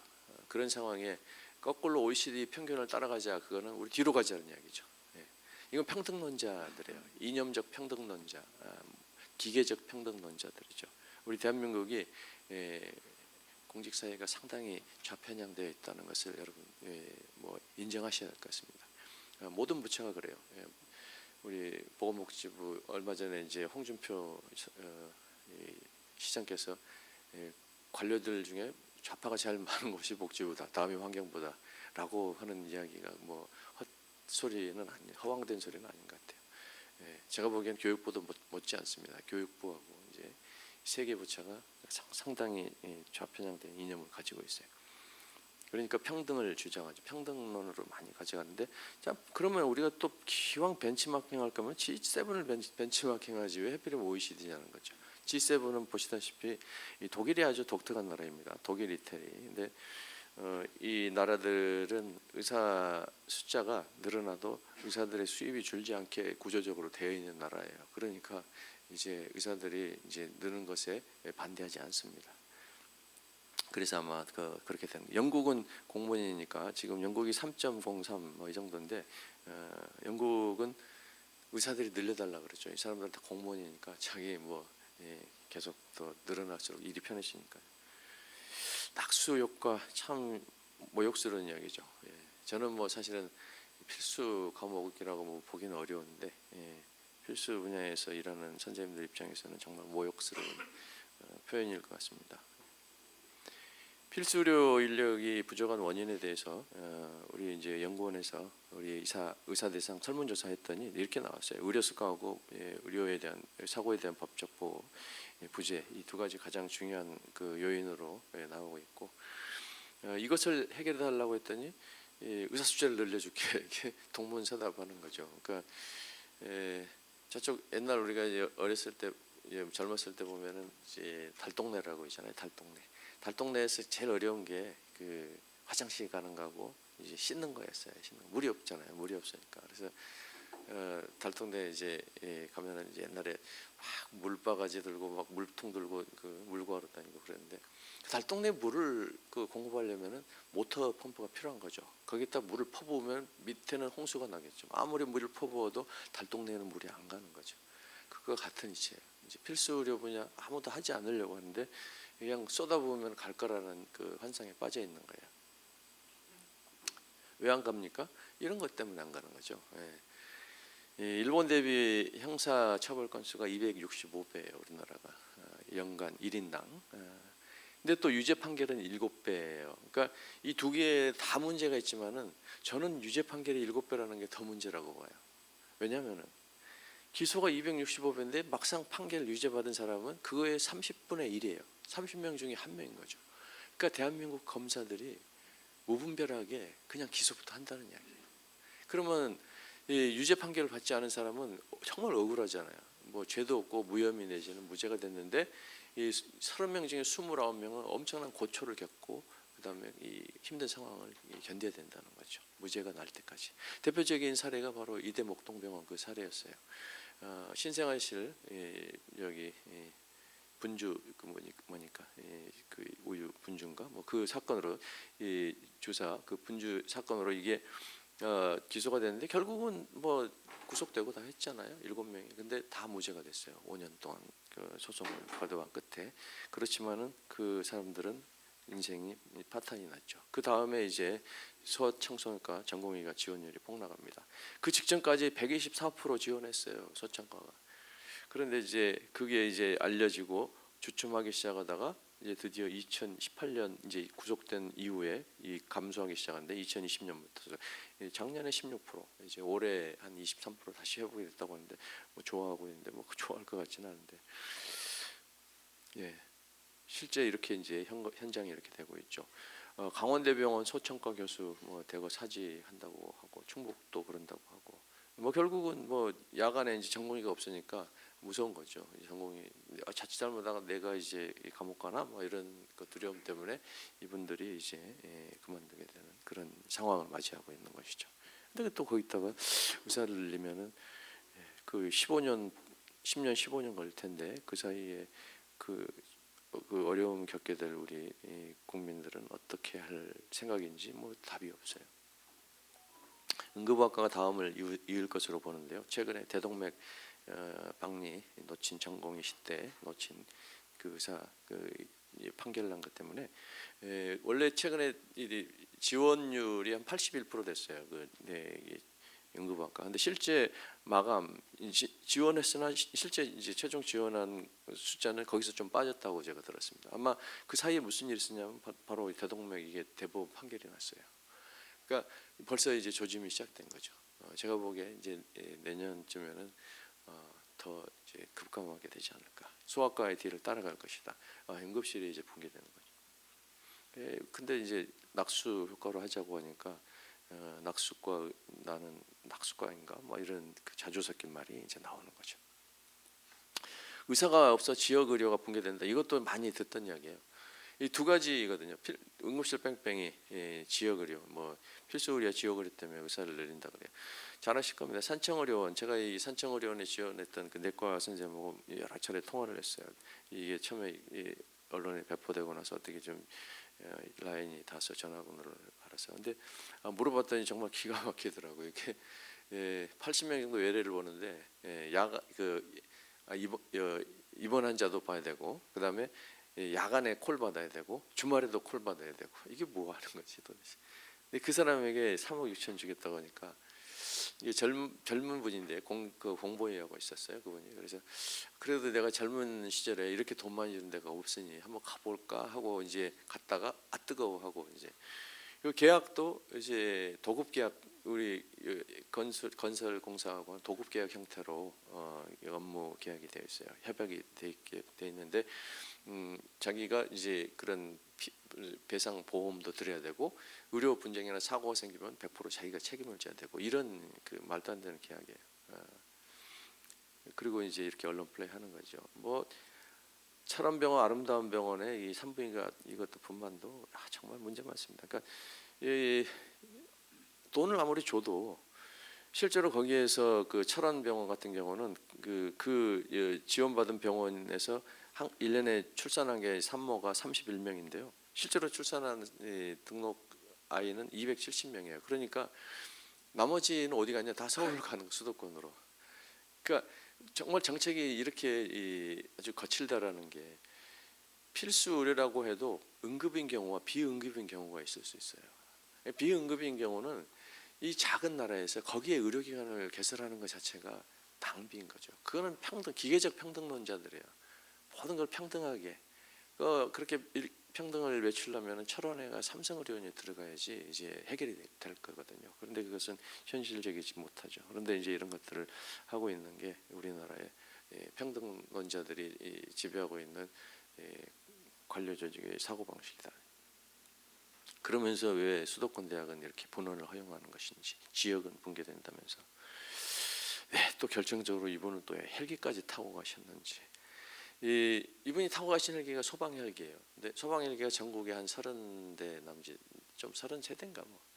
119 우리 헬기가 이제 두 종류가 있어요. 소방 헬기가 있고 닥터 헬기가 있어요. 닥터 헬기는 이제 응급의료과에서 소관하고 있는데 한 7대인가 8대 됩니다. 그 소방 헬기는 이 불을 끄는데 사용하는 목적도 많이 있어요. 근데 실제로 불을 끄는 데는 많이 활용이 안 된다 그래요. 산림청에도 헬기가 또 있습니다. 산림청에도 헬기가 있는데 그 소방 헬기라고 말하면 산림청에서 대단히 화를 내요. 우리가 하고 있지 웬 소방이냐. 그러니까 이게 무슨 말이냐면은 대한민국 부처라는 게 칸막이 하나만 지나면은 서로 소통이 안 되고 대화가 안 돼요. 소방과 복지부 대화가 안 돼. 소방과 산림청 대화가 안 돼. 서로 내가 잘났다고 그런. 이게 우리나라예요. 그러다 보니까 협력도 안 되는데 이재명 씨가 왜 소방 헬기를 타고 갔냐는 거죠. 이 병원에서 병원 간 후송은 닥터 헬기를 이용하게 돼 있어요. 응급의료법에 따라. 근데 왜 소방 헬기를 타고 있어? 소방회가 자기가 이제 이렇게 라인이 더 있는 거죠. 그러니까 이런 여러 가지 의혹들이 자꾸 확산되는 이유가 그런데 있는 것이에요. 권력자는 헬기 타고 그다음에 가분계는 택시, 구급차를 택시처럼 이용하는 나라. 이게 지금 현재 우리의 슬픈 모습입니다. 다 좋습니다. 뭐 할 수 있어요.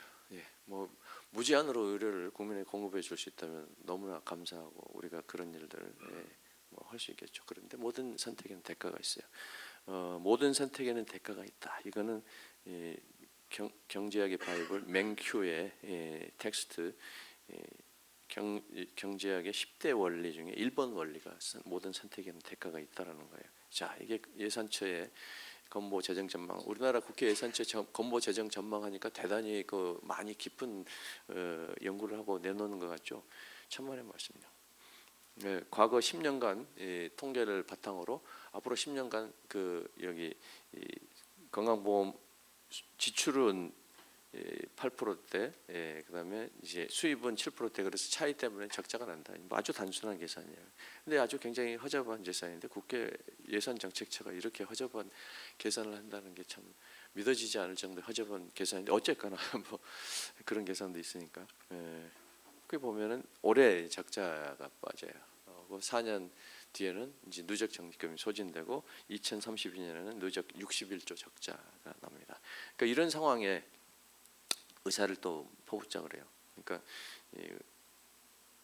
우리나라 경상으로 맨 밑에 있는 게 우리 그 까만 약간 진한 회색, 이게 우리나라 그 경상의료비 추이인데요. 굉장히 무서운 속도로 올라가고 있습니다. 이 부분을 주시해야 돼요. 이 부분이 왜 이렇게 되어 있는가라는 것은 이제 그동안 외쳐온 보장성 강화죠. 보장성 강화의 결과예요. 부장성 강화 중에서도 주목할 것이 바로 문재인 케어였어요. 문재인 케어 이후에 상급 종합병원의 이게 비용이 급증하는 것을 볼 수가 있습니다. 그래서 상급 종합병원은 평균 종합병원 두 개가 한 10% 정도의 연평균 증가율을 보여주고 있어요. 나머지는 이제 굉장히 침체하고 있고 그러다 보니까 거기만 병상이 늘어나는 기이한 현상을 보입니다. 상급 종합병원과 종합병원의 연평균 병상 증가율이 한 1.3, 1.6%. 이 문제는 이게 상급 종합병원이 엄청난 의료비를 이제 발생하고 있다는 게 뒤에서 이제 다시 나오겠지만은 여기 과거에 우리가 한 노인 인구가 이제 일본과 한국을 비교를 제가 이제 해서 한번 봤는데요. OECD뿐만 아니라 뭐 전 세계에서 우리하고 그 의료 환경이나 모든 제도나 이런 것이 인구 구조가 비슷한 나라가 일본밖에 없습니다. 따라서 다른 나라하고 비교하는 것은 아무 의미가 없고요. 일본에 대해서 많은 그 우리가 연구를 해볼 필요가 있는데 사실 제가 한 일본을 20년 전부터 이제 일본을 계속 다녔습니다. 그래서 일본의 의료 제도를 그때부터 관찰하기 시작했고 계속 공부해오고 있고 연구원에도 이제 왜 일본에 대한 연구가 그동안에 잘 되어 있지 않아서 제가 원장이 되고 나서 일본 전문 연구원을 이제 채용하고 일본을 집중적으로 연구를 하고 있어요. 일본에 우리 답이 있어요. 응급실 뺑뺑이 일본의 과거에도 있었어요. 시간 관계상 제가 말씀드리지 않겠지만 그들은 굉장히 합리적으로 그것을 해결합니다. 우리나라 같이 이렇게 막 그 의사를 늘리자는 주장 단 한 번도 나온 적 없어요. 그런데 이제 보면은 한 노인 인구가 한 10% 선에 이를 때까지는 우리가 훨씬 의료비가 적었어요. 보시다시피. 근데 13.5 정도 가니까 그때가 우리나라 2016년이고 일본이 93년, 1993년인데 역전이 됩니다. 그리고 나서 이제 이 14.8% 한 10 되니까 이제 더 격차가 점점 벌어지죠. 2018년이에요. 그때가 일본은 1995년인데 잘 아시는 문케어가 2017년 8월에 이제 시작이 되죠. 그 이후에 보십시오. 18%가 된 2022년에 경상의료비는 일본하고 어마어마한 격차가 지금 생기고 있어요. 자, 이 부분을 좀 정부는 관심이 없는 거죠. 이런 상황에서 더 가면은 이제 붕괴가 오는데 그런 것들에 대해서 이제 관심이 없고 그거는 여기 다음 정권의 일이거나 또 내가 그 자리에 없으면 뭐 나는 상관없는 일이라고 생각하는지도 모르겠어요. 자, 일본은 지금 굉장히 전 세계에서 고령화를 가장 잘 극복한 나라입니다. 누가 뭐라고 해도 일본보다 고령화를 잘 극복한 나라는 없습니다. 일본이 고령화를 극복한 핵심은 지역별 병상 기능 보고 제도예요. 우리 이제 의사협회나 그동안의 의료계 특히 개원가 중심이죠. 의협뿐만 아니고요. 뭐 일본 의사회도 그렇고 미국 의사회도 그렇고 개원가가 중심이에요. 저는 개원 의사가 중심이 되는 그 의사회가 뭐 당연하다고 보고요. 그렇지만은 개원 의사들이 개원 환경에만 관심을 갖는 게 아니고 의료 전반에 대한 관심을 갖고 있어요. 의료를 보는 시야가 우리보다 훨씬 넓죠. 그래서 그 1차 의료기관만이 아니라 종합병원, 대학병원까지를 다 간접합니다. 왜냐하면은 그것이 종합병원, 대학병원의 그 의료비가 늘어나면은 그것이 개원가에 또 영향을 주거든요. 그리고 개원가가 굉장히 중요한 기능을 하는데 우리가 그 기능의 중요한 부분을 스스로 부정하는 측면이 과거에 있었어요. 그러나 이제 일본을 보면 정말 대단합니다. 일본은 한결같이 일관되게 대학병원과 그다음에 그런 종합병원 같은 그 병상들을 줄이는 쪽으로 노력을 해옵니다. 정책이. 특히 의료비가 이제 노인이 늘어나면서 이제 올라가는 것이 바로 거기에서 되기 때문에 계속 줄여갖고 자 이거 이제 지금 현재 거의 목표치에 도달했어요. 2025년 이거를 이렇게 이제 좀 제가 비교를 해보니까요. 한국과 일본 간에 대학병원 상급 종합병원과 종합병원 합친 것이 일본에서는 의료 병상을 자원을 고도급성기, 급성기, 회복기, 만성기로 나누어서 이제 분류하고 있는데요. 그런 같은 분류로 봤을 때 고도급성기에 해당되는 상급 종합과 종합병원이 차지하고 있는 진료비 점유율이 우리가 2019년 기준으로 한 43%, 47% 돼요. 그러니까 그 일반 종합병원 상급 종합병원이 43%. 근데 일본이 2015년도에 24%인데 그것을 더 줄이겠다는 게 일본이고요. 우리는 계속 지금 상급종합병원 병상도 늘리겠다고 하죠. 저희가 이제 일본하고 이 고령화율을 매칭해서 의사 숫자를 살펴봤어요. 이 고령화율이 굉장히 중요하잖아요. 그에 따라서 의사가 많이 얼마나 필요한가를 보기 때문에. 근데 이제 밑에가 일본이고 위에가 한국인데요. 우리 보라색의 그 라인을 보면은 사실 지금 현재도 일본의 과거 그 비슷한 고령화율에 일본보다 많다라는 것을 알 수가 있어요. 2020년 기준으로 한 3만 명 이상이 많고요.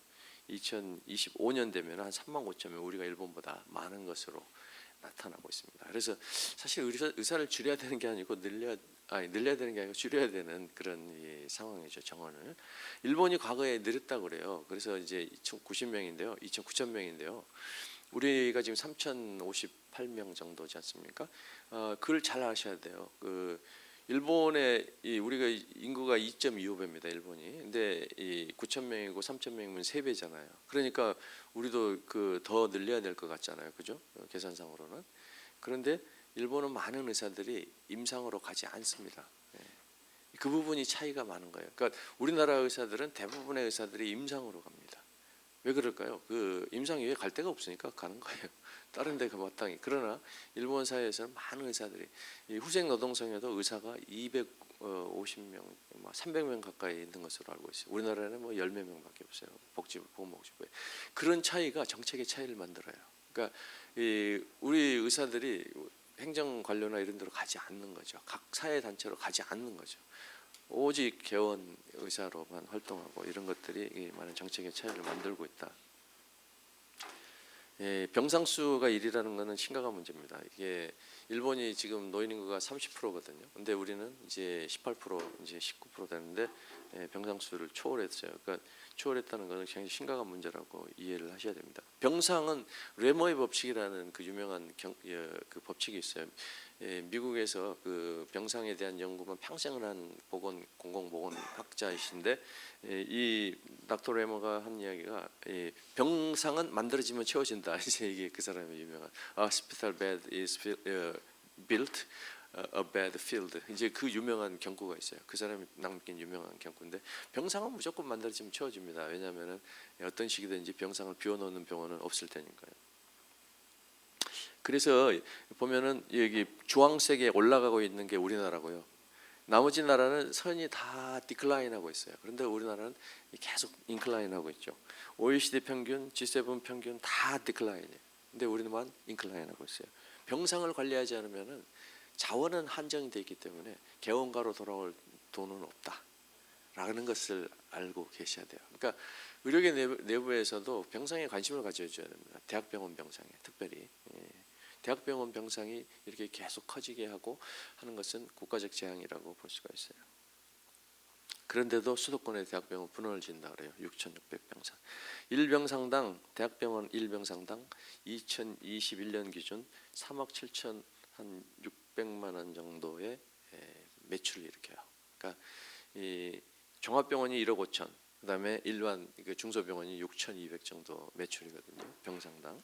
근데 종합병원, 상급종합병원 3억 7,500. 그러니까 상급종합에 가면 얼마나 많은 그 불필요한 검사를 하고 있고 불필요한 그 이런 것들을 하고 있는지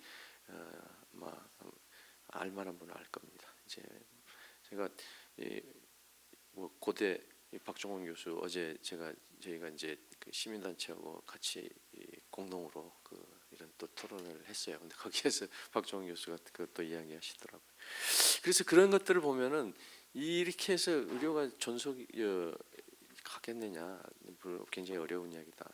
실제 의료비 의사 숫자와 의료비의 관계는 이렇게 건강보험공단 보고서에도 나와 있는데요. 이게 좀 시간은 됐지만은 워낙 방대한 양을 OECD 국가 데이터를 조사한 데이터이기 때문에 그 다음에 뭐 당연한 거라서 조사가 별로 없습니다. 의사 수와 의료비 관계, 상관관계. 결론은 의사가 한 명 증가하면 의료비는 22%가 증가한다라는 것을 말하고 있습니다. 아주 제가 소득주도 성장보다 신선한 그 주장을 하신 분 만났잖아요. 저희 그 K모 교수님 의사 수를 1.5배 늘리면 의사 월급이 떨어져 가지고 인건비를 4조 절감한다고 그런 발표를 해서 좀 우리 즐겁게 하는 그 방법도 가지가지 소득주도 성장보다 아주 신박하다. 이제 그분의 의견이 맞는지 변호사하고 한번 살펴봤어요. 이게 TV조선에 작년 10월 19일 날 나온 내용인데요. 변호사 수가 2023년에서 2033년까지 10년 동안에 2배 이상이 늘었어요. 2.15배. 근데 그 법률 시장의 규모는 한 2.3배 늘어납니다. 그래서 3.6조에서 8.2조가 됐는데 1인당으로 보니까 2억 3천에서 2억 4천이 됐어요. 그러니까 변호사의 매출이 뭐 절대 안 줄었다는 걸 알 수 있잖아요. 물론 뭐 변호사가 이제 그 전체적인 경제 성장률에 비하면 좀 줄었어요. 사실은 줄었는데 그렇지만 어쨌거나 그래도 줄지는 않았는데 그 변호사들의 그 판단은 법적 분쟁이 지나치게 많아지고 질이 떨어졌다. 여기서 큰 차이가 변호사와 의료와의 차이를 이제 또 간과하는 측면이 있어요. 변호사는 시장 기능이 작동하죠. 어쨌거나 자기 돈 내고 다 이제 수임을 하니까. 근데 의료비는 강력한 할인 제도가 있잖아요. 건강보험이라는. 심지어는 암 환자 같은 경우 5%만 내면 돼요. 그러니까 이 암 환자가 집에 갈 이유가 없어요. 병원에 있으면 치료도 해주고 밥도 해주고 다 해주는데 병원에 계속 있는 거죠. 그런 그 누이 조건 매부 좋은 모럴 해저드 구조를 그대로 두고서 의사를 늘리면 어떻게 되냐? 당연히 의료비가 늘어나죠. 의료비에 가장 결정적인 영향을 미치는 두 가지 요인이 의사 수하고 병상 수예요. 두 가지 다 우리는 통제를 하지 않고 있는 나라죠. 의사 수가 늘어나면은 얼마가 늘어나는지 제가 다 계산을 해봤어요. 그랬더니 2040년 기준으로 350명 증원하면 6조가 늘어나고 500명 증원하면 9조, 1000명 하면 17조 이렇게 되더라고요. 2000명은 35조, 3000명은 52조. 뭐 조 하니까 피부에 닿지 않죠. 그래서 제가 그것을 국민 1인당으로 다 계산해 드렸어요. 월 얼마나 되나. 1000명 증원하면은 월 28,800원을 의료비가 더 나오고요. 2000명 증원하면 59,300원. 3000명 증원하면 월 88,000. 연간이 아니에요. 월이에요. 월. 근데 이걸 이제 제가 했더니 기자들이 재밌는지 막 썼더라고요. 그래서 현타가 와야지 국민들이 이게 공짜가 아니구나 늘어나는 거. 제가 이 마지막 슬라이드입니다. 유명한 자유 시장 경제학자 밀턴 프리드만이죠. 공짜 점심 없다라는 말을 하고 있습니다. 이게 정치적으로 사실 이게 의대 정원 늘리자는 뉴스가 갑자기 나온 게 작년 10월 13일이에요. 그게 무슨 날이냐면 10월 11일 날 여기 강서구청장 보궐선거가 있었죠. 대패했어요. 10월 12일 날 대통령 책임론이 이제 나옵니다. 그 다음 날 1000명 이상 증원 딱 그 뉴스가 뜨는 순간 대통령 책임론은 싹 사라졌어요. 모든 언론이 날뛰기 시작했죠. 뭐 학원가까지 정치적인 상당히 그 타이밍이 중요해요. 의대 정원은 정치적인 결정이다. 그 결과는 건강보험 붕괴다라고 이제 제가 말씀드리고 오늘 강의를 마치겠습니다. 감사합니다. 네, 질의응답 진행하겠습니다. 지금도 질문이 있으신 분께서는 내빈이 마이크를 이용해서 질문 부탁드리겠습니다.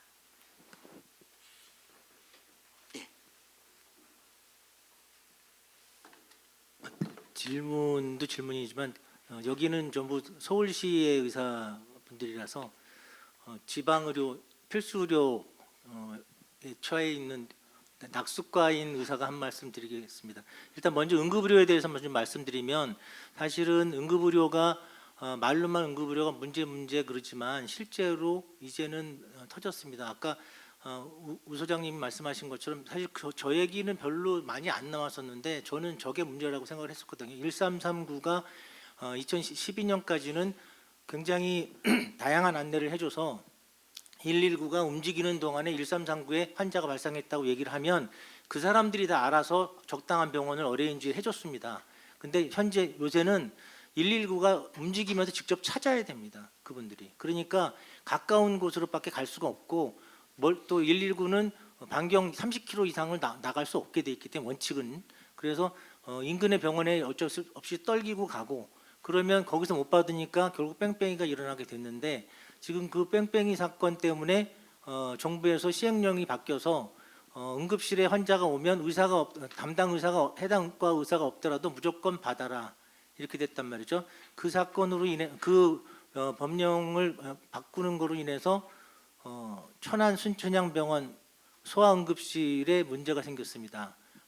작년 12월에 제가 이제 알게 돼서 우리 남부 쪽 경기 남부 쪽에는 보도가 됐던 상황인데 천안 순천향 소아응급실 교수가 7명입니다. 7명인데 그 중에 5분이 사퇴 그다음에 휴직을 하게 됐습니다. 그래서 지금 12월 7일인가 14일인가부터 단축 진료를 하게 돼 있어서 천안 순천향병원 소아응급실 같은 경우에는 충청남도 전역 그리고 경기 남부권의 소아응급 환자들을 전부 커버하고 있었습니다. 옛날에 2008년 정도서부터 아산병원 소아응급센터가 생기면서 국내 유일한 두 센터였는데 나중에 이제 한 4-5개가 됐죠. 근데 그렇게 해서 그분들이 10여 년 동안 같이 팀을 이뤄서 하고 오던 분들인데 이제는 소송에 걸리게 생긴 거죠. 그러면 또 하나 문제는 아까 말씀하신 이대 목동 사건 때문에 소아응급과 지원도 떨어졌고 소아과 레지던트도 전공의도 지원을 안 했습니다. 그러니까 소아응급실 교수가 직접 커버를 해야 될 수밖에 없었습니다. 그러면 바로 내가 소송에 걸리는 상황이 됐죠. 그래서 그분들이 사직을 많이 하게 됐고 그런 문제를 해서 지금 경기 남부권에 제가 뭐 지자체나 뭐 정부 국민의 힘이나 이런 쪽에다 얘기를 해서 만약 조정할 수 있는 방법을 많이 마련을 하고 그렇게 하고 있는데 어쨌든 이런 것들이 시초를 해서 그다음에 아까 대구 그쪽에 경북대 교수들도 관뒀고 뭐 그래서 여러 군데서 많이 관두고 있습니다. 그러니까 이런 문제들이 해결을 하려면 결국은 어떤 면책권을 좀 개정을 좀 개선을 좀 해야 될 것 같고 그다음에 수가나 그다음에 그 의사들한테 직접 가는 수입의 문제도 굉장한 큰 비중을 차지할 것 같습니다. 저는 평택시 의사회장인데 사실은 평택시에서 좀 많이 떨어져 있는 곳에 한 30분 정도 떨어져 있는 곳에 위치하고 있습니다. 저희 병원이. 그래서 저희 병원 부근에 산부인과가 한 곳이 있는데 거기도 전부 다 환자들이 시내로 나가고 수원으로 나가고 그럽니다. 그러니까 환자가 점점 줄고 있고 수입은 줄고 그러니까 산후조리원 운영도 어려워지고 그래서 그 방법을 논한 김에 해서 결국 산후조리원에 공공산후조리원을 도입을 해서 거기를 지원을 해서 산부인과를 유지하는 방법을 지금 시청하고 논의를 하고 있습니다. 그러니까 그런 지원 방법. 그다음에 또 하나는 이건 정말로 이렇게 리얼한 건데 얼마 전에 보건소에서 저한테 전화가 왔습니다. 보건소 촉탁이 선생님이 그만둔다는 겁니다. 왜 그분들은 보통 한 70 정도 나이 먹으신 원로 선생님들이나 아니면 여자 선생님들이 많이 하고 있었는데 거기가 수입이 보통 500, 550 실수령이 그 정도밖에 안 됩니다. 근데 관두시고 나는데 한 3개월 동안 아무리 찾아도 의사를 찾을 수가 없습니다. 그래서 지금 보건소도 단축 진료를 들어갔는데 그래서 제가 그 수입으로 누가 오겠냐? 아무도 올 수 없다.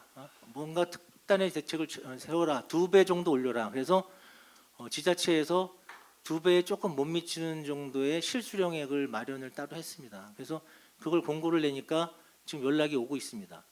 이 얘기는 지역의료 필수의료를 해결을 하려면 뭐 모든 원장님들, 회장님들 다 아시겠지만 지역의 특별한 수가나 다른 보상을 해줘야 우리 의사들이 그 장소를 떠나지 않고 거기를 지킬 수 있는 것이지 그냥 뭐 글로 가라 낙수가 뭐 위에 갈 데가 없으면 의사 숫자를 많이 늘리면 얘는 밀려서 거기 간다. 요즘 의사들 의대생들 전혀 그렇지 않습니다. 20년 8월 항쟁 때 제가 이 얘기 참 많이 하는데요. 그때 대학생 회장이었던 친구랑 제가 얘기를 하다가 깜짝 놀랐습니다. 제가 그랬습니다. 너희들 이번에 이거 의대 증원돼 가지고 이렇게 만약 우리가 막을 건데 증원이 만약 정말로 되면 니네 어떡할래? 어떤 방법이 있냐? 그랬더니 저는 의사 국가고시 안 칠 겁니다 그러더라고요. 본과 4학년이. 전 정말 놀랐습니다. 그래서 아니 너 6년 동안 공부를 하고서 어떻게 의사 국가고시를 안 치냐? 요즘 친구들은 내가 하는 일에서 앞으로의 내 40년 그 친구 하는 얘기가 그렇습니다. 우리가 이렇게 불명예를 가지고 뭐 대접받지 못한 의사가 된다면 전 차라리 다른 직종을 얻어서 하지 이렇게 비굴하게 의사로 살고 있지는 않겠습니다 그러더라고요. 그러니까 그 친구들은 다른 대학을 들어가서 4년을 다시 공부하고 다시 하더라도 다른 것을 하는 친구들입니다. 요새 친구들은. 그러니까 저희들하고는 생각이 좀 틀립니다. 그래서 어떤 특별한 보상이 있지 않으면 필수 의료, 지역 의료는 재산화할 수 없다고 생각합니다. 그래서 의협에서도 그런 쪽으로 좀 연구해서 의정위원회에서도 그래서 좀 많이 좀 해주셨으면 좋겠습니다. 네, 예, 좋은 말씀 감사합니다. 지역 의사제 관련해서는요, 일본이 자치의대를 설립을 했습니다. 자치의대가 이제 우리 말하는 공공의대죠. 자치의대를 설립을 했는데 그게 90년대 말인가 뭐 설립을 했어요. 근데 이 자치의대가 어떤 문제가 생겼냐면은 거기에 이제 학생들이 자꾸 이제 과도하게 막 9년을 근무하게 하거든요. 졸업하면. 지금 우리나라 공공의대법하고 똑같습니다. 그래서 그러니까 이제 과도한 부담 의무를 기피하면서 계속 안 가는 거예요. 자치의대가. 그래가지고 지원이 이제 떨어지니까 이제 안 되니까 다시 생각해서 바꾼 게 지역 그 정원, 지역 의사 정원을 이제 뭐 실시합니다. 그러니까 지금 우리가 말하는 그쪽에 지역 그 학생들 출신들 이렇게 하는 거하고 똑같거든요. 예. 근데 이제 인재 전형, 그 지역 인재 전형인데 사실 이게 이제 저는 앞으로 심각한 문제를 일으킬 거라고 예상하죠. 부산 지역에서 80%예요 지금. 그다음에 전남 지역이 80% 하겠다 그러고요. 부산 지역은 80% 해왔습니다. 지역 인재 전형을요. 그러면은 현실적으로 작년에 의과대학을 제일 많이 보낸 대학이 고등학교가 휘문고더라고요. 휘문고. 의과대학을 144명을 의대를 입학시켰어요. 전국 탑입니다. 그런 그 분명한 지역의 그 의료 그 학력 격차가 있다라는 거예요. 그러면은 이게 한 5년, 10년, 15년 지나면은 이제 국민들 사이에 특정 지역 학생들은 의사들은 좀 수준이 낮아라는 인식이 생길 수가 있다고요. 일본이 딱 그랬어요. 지역 의사 정원을 했는데 그 지역 의사 정원이 이제 각 도도부현, 일본의 시도가 도도부현인데 44개 도도부현인데 거기에서 이제 각 자기 TO를 이제 지원해 주는 그런 제도인데 해주니까 결국은 그 학생들이 수준이 떨어지는 거예요. 그래가지고 결국은 거기도 매년 미달해요 지금 현재. 그리고 그 의사 사회 내부에 갈등이 생기고 공공의대가 심각한 부분은 여러분들 이거를 분명히 아셔야 돼요. 공공의대가 생기는 순간 의사 사회는 양분됩니다. 의사의 이 호모제니티가 깨집니다. 공공의사들은요 철저히 다른 공산주의 의사라고 이해하시면 돼요. 쉽게 말해서 의료가 완전 양분됩니다. 그리고 그들은 온갖 방법을 동원해서 이 의사들을 착취하고자 하는 도구로 활용될 것입니다. 공공의대를 쉽게 생각하시면 안 되고요. 이념의 그 정확한 스탠스를 가지고 바라보시면 답이 나옵니다. 공공의대 굉장히 문제가 많고 일본도 자치의대가 사실상 실패했고 결국 그래서 안 되니까 일본이 하고 있는 게 지역 수가 가산이에요. 지역 수가를 이제 일본은 정말 대단한 나라입니다. 일본을 제가 굉장히 연구를 많이 하는데 하면 할수록 우리의 모든 문제가 이미 일본이 다 해결했어요. 응급실 뺑뺑이, 뭐 수가 문제, 고령화 문제. 일본의 지금 의사들이 75세에 취업하고 있는 의사의 숫자가 50%가 넘습니다. 취업률이요. 이게 뭘 시사하느냐? 우리도 앞으로 그렇게 간다는 거예요. 왜 그러면 일본 의사들이 많은 사람들이 일을 하느냐? 일을 하니까 또 건강하기도 하고요. 일본의 연금이 개혁이 되고 나서 일본 연금에서 의사들이 받을 수 있는 국민연금이 100만 원, 10만 원 정도밖에 되지 않아요. 우리 요거 지금 비슷하죠. 우리나라 10만 원. 영국은요. 의사 40년 하면은 NHS 의사 40년 하고 나면은 평생 동안 죽을 때까지 연금을 1억 넘게 받아요. 매년. 그러니까 영국 의사들은 정년 이후에 절대 일을 안 하죠. 근데 우리는 일을 하지 않을 수가 없어요. 굶어 죽으니까. 100만 원 갖고 못 살잖아요. 그래서 일을 하게 되는데 그것이 오히려 의사 인력을 공급하는 또 상당한 그 소스가 되더라는 거예요. 해보니까 지역의 노인들이 그 젊은 노인들이죠. 저도 지금 젊은 노인 치게 들을 거라고 볼 수 있는데 여기 계신 상당수 우리 이모님들도 젊은 노인들이 이제 나 교육도 다 시켰고 자유롭게 가서 시골에서 봉사할 수도 있고 나의 지식을 가지고 헌신할 수 있겠다라고 생각하는 사람들이 생긴다는 거예요. 그런 것들을 지혜롭게 활용해야지 그냥 젊은 애들한테 많이 뽑아가지고 지역으로 가 절대 안 갑니다. 일본도 똑같은 문제, 인간이 갖고 있는 기본적인 속성에서 오는 문제들. 자녀를 키워야 되는데 어떻게 지방에 가 있으라는 거예요. 떨어져 살라는 거예요. 그건 아니잖아요. 이렇게 말도 안 되는 정책을 자꾸 하지 말자는 이야기. 이 지역을 강화하는 정책들 그런 모든 정책을 저희가 우리 의료정치연구원이 제가 원장을 맡고 나서 사실 개원 중심의 연구들이 그동안 많이 없어서 굉장히 많은 연구를 했습니다. 그리고 아마 결과물들이 이번에 다 나오는데요. 이 우리 개원이 갖고 있는 몇 가지 어려움 중에 공동개원 표준약관을 만들었습니다. 이제 그 곧 발표만 남겨놓고 있고요. 우리가 처음에 좋은 의도로 그 개업을 공동개원했는데 나중에 헤어질 때 모습이 아름답지 못해. 공동개원은 100% 깨지거든요. 사람이 영원히 못 살잖아요. 언젠간 깨어집니다. 그럴 때 우리가 잘 헤어질 수 있는 룰을 만들어 놓는 게 필요한데 그게 없었어요. 그다음에 의사들이 그 변호사들은 변모법인을 이제 하고 있죠. 그래서 변호사들만으로 그 법무법인을 구성할 수 있어요. 대부분 그 고소득 수입자는 로펌이에요. 그게 법무법인인데 그게 유한법인 형태로 되어 있어요. 자기의 책임을 한정을 지어서 하는 법인인데 영리법인이죠. 의무법인을 만드는 법을 지금 연구 지금 저희가 다 끝내가고 있고요. 그다음에 지금 아까 말씀드린 병상 문제 이게 굉장히 심각한데요. 일본 이미 다 모든 계획을 다 해놨고 다 하고 있어요. 지역 의료 계획에 따라서 병상 총량제가 이제 적용이 되는데 병상 총량제에 관한 연구를 저희가 다 끝냈습니다. 그것도 곧 발표할 예정이고요. 그러니까 굉장히 많은 그동안에 이제 뭐 했던 것과 좀 다른 관점에서 개원가를 위해서 뭘 할 수 있는 것들인가를 많이 연구를 했고 제 임기에 마지막에 그걸 마치고 이제 나가게 되는데요. 어떤 그런 부분들이 앞으로 좀 더 적극적으로 정책에 반영되었으면 하는 생각입니다. 이상입니다. 예. 네. 또 질문 예.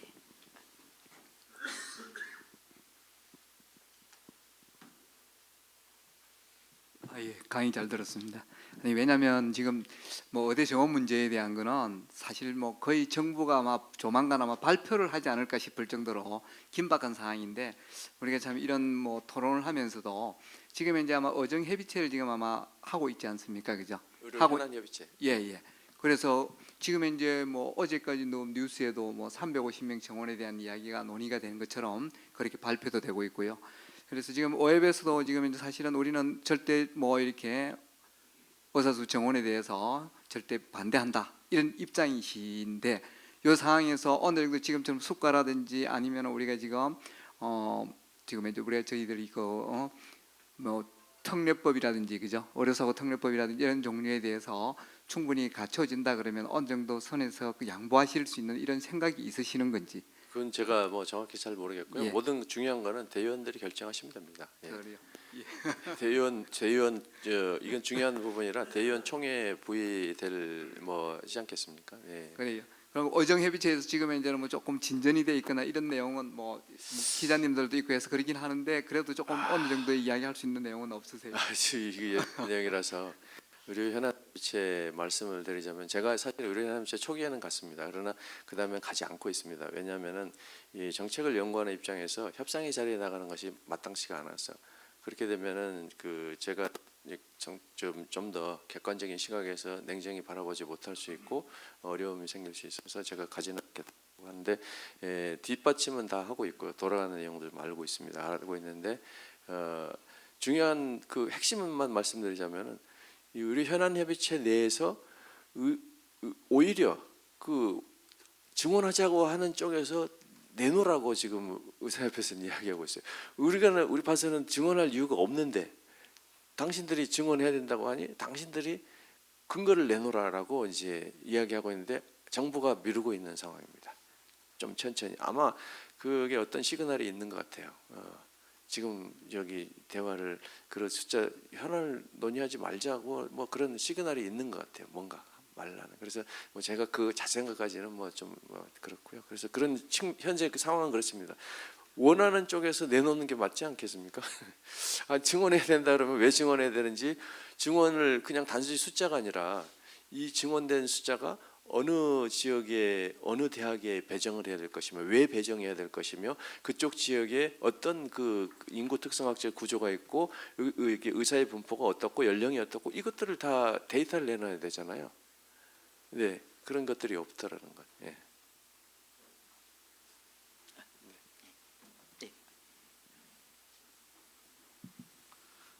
네, 좋은 강의 잘 들었습니다. 근데 아까 우리 그 슬라이드에서 우리나라가 이제 2.5명 1000명당 독일은 거의 4.5명 이게 큰 차이가 나는데 우리 원장님께서 말씀하시길 거기는 의사가 이렇게 늘어도 의사들의 수입이 저하되거나 이러지 않은 정책적으로 이렇게 탄력 있게 한다. 혹시 구체적으로 그런 정책이 예. 뭔지 아시는가요? 일본은 이제 보험의사제가 있어요. 보험의사제. 그러니까 아니 일본이란다. 독일은 보험의사제가 뭐냐면은 의사가 우리나라는 다 건강보험 적용받잖아요. 이 독일은 그렇지 않습니다. 이게 보험의사회가 따로 있어요. 보험의사회가 뭐냐면은 독일의 건강보험에 나는 그 시스템 안에 들어가겠다 하고 하는 사람은 보험의사회에 들어가는 거예요. 그래서 의사회에 따로 보험의사회에 따로. 그래서 보험의사회가 중앙에서 이제 총액을 협상을 합니다. 매년. 그래서 총액이 정해져요. 그 다음에 여기 지역에서 얼마 할 것인가를 또 지역 배분을 또 하고 그거를 주도적으로 다 의사회가 하고요. 예, 보험의사회를 중심으로 의사회가 하고 있고 그다음에 독일은 정년 퇴임이 있어요. 정년. 그러니까 65세 되면 정년해버려요. 그 다음에 연금 주죠. 그러니까 우리나라 의사들 같이 연금 100만 원 갖고 막 쩔쩔매고 그러지 않는다고요. 독일은 전공의도 1억이 넘어요. 전공의 연봉이. 그러니까 그런 보장이 되기 때문에 의사 늘어나는 데 대해서 별로 신경을 안 써요. 왜냐하면은 업무 내가 많이 해서 꼭 돈을 뭐 더 벌어도 사실 이 독일이 이제 우리나라가 이제 독일이 일본이 독일 체계와 영국 체계를 많이 본받았잖아요. 독일의 그런 법 체계를. 그래서 하다 보니까 많이 벌어가니까 또 많이 떼어가더라. 세금을. 이제 독일이 세금이 많이 떼어가거든요. 그러니까 그런 것들을 알면서 적정한 워라밸을 찾아간 나라가 아닌가 이제 저는 그렇게 보고 있죠. 그러면 거기는 지금 통계에 나온 게 퇴직하는 의사들, 정년 퇴직하는 의사들까지 합쳐서 이렇게 의사 수가 많은 건가요? 아니죠. 저건 임상 의사 숫자인데요. 임상 의사 숫자. 예. 임상은 이제 하고 있는 의사 숫자입니다. 예. 네. 그리고 우리가 이제 3천 명 정도 증원을 했을 때 의료비가 증가해서 월 한 8만 8천 원. 예. 그런 거는 어떤 이유로 해서 국민들이 의료비가 증가할까요? 우리 의사들이 뭐 비급여를 많이 하고 뭐 과잉 진료를 해서 그렇게 통계가 나오는 건가요? 어떻게 해서? 아니요, 그게 아니고 저희가 이제 그 분석을 한 것은 의사 1인당 매출이 해마다 얼마나 늘어나는 걸 다 계산했어요. 그 과거의 10여 년 동안에. 예. 그러니까 대략 한 1.2 1 내지 1.2 사이를 왔다 갔다 하더라고요. 그 늘어나는 1인당. 그러니까 그것이 의사가 늘어나는 숫자 못지않게 의료비가 늘어나는 숫자가 또 그 액수가 이제 다 그걸 연구원에서 엄청난 에너지를 들여서 계산을 해보니까 그 시뮬레이션에서 그대로 이제 숫자가 늘어나는 것을 계산해 보니까 그 숫자가 나온 거예요. 그러니까 1.2배 정도 늘더라. 예. 그런 걸로 나온 거죠. 네.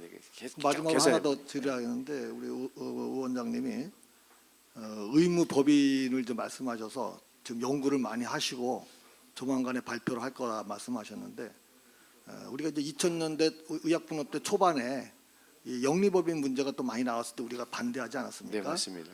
그때 이제 똑같은 우리가 사실 문제가 나왔죠. 변호사 마냥 우리 일반 투자자들이 하지 말고 병원을 투자자들을 들어오지 못 진입 장벽을 하고 의사들만이 할 수 있는 의무 법인을 만들자라는 얘기가 이제 있었는데 그때도 이루어지지가 않았거든요. 네. 우리가 뭐 한다고 해서 정부에서 받아들이는 그렇죠. 게 아니고. 근데 우리 우 소장님이 지금 연구를 해서 발표를 곧 하겠다 그랬는데 정부에서는 뭐 그걸 받아들일 용의가 이게 좀 정책의 변화가 있다는 거 생각하십니까? 그 받아들이는 문제는 또 다른 차원의 문제고요. 저희들이 이제 그런 연구를 체계적으로 처음 했다라는 거죠. 그러니까 왜 의무법인이 필요한가가 각국의 그런 제도적인 것, 그다음에 우리나라의 각 전문직 영역에서의 그런 법인 제도 이런 것들을 다 연구했고 체계적으로 처음으로 연구를 했다는 거고 과거처럼 이게 의료법인을 과거 영리화했던 거기 때문에 문제가 생겼고요. 의무법인이 아닙니다. 의무법인은 다른 종류예요. 의료법인은 뭐냐 우리가 1977년도에 그 의료보험이 도입되잖아요. 그리고 의료법인이 이제 그 민법에 들어가기 시작한 것이 의료법에 들어가기 시작한 것이 1978년이에요. 왜 그랬냐? 국가는 돈이 없어요. 그러니까 경제 개발을 할 테니 의료는 민간 영역에서 투자를 하라라고 해서 생긴 게 의료법인이거든요. 그러니까 1970년대 초반만 해도 이 공공병상이 한 46.5% 됐어요. 전체 병상에. 그런데 그 다음에 역전이 되죠. 그래서 민간 병상이 90%까지 올라왔는데 결국은 이제 민간이 주도해서 우리나라의 의료를 여기까지 끌고 왔다라는 이야기죠. 그러니까 민간의 그 노력과 그동안의 헌신을 정부가 지금 격려하고 감사하다고 해야 되잖아요. 근데 그거를 거꾸로 이제 아주 박탈하게 억압하겠다고 하니까 그것이 문제라는 것이었고, 그런 의료법인이 아니라 의무법인은 의사들만 참여하는, 그러니까 지금 문제가 개원 의사들이 엄청난 세금에 지금 힘듭니다. 그다음에 그 세금을 내가 여기 그 수익금을 이월하려고 해도 방법이 없어요. 그러나 의무법인을 만들면은 거기서 유보금을 만들 수 있고, 나는 의사는 내가 원하는 만큼 월급으로 타가면 돼요. 그렇게 하고 법인에 유보금을 남겨놓으면은 새로운 투자도 할 수 있고 굉장히 여러 가지가 유익하고요. 그다음에 대외적으로 설득력이 있는 거는 투명해진다. 의사들의 세무가. 예. 네. 네네. 네. 그때 의료법인 이야기했죠. 의무법인. 네. 네. 근데 제 메인은 의료법인의 여기 영리화였기 때문에 거기에 물타기가 된 거고, 이제 그 이야기는 하지 않는다는 거죠, 저희가. 그러니까 그래서 의무법인은 다른 개념으로 보아야 되고, 모든 전문직이 그런 법인이 있거든요. 세무법인도 있고, 의무법인, 법무법인도 있고.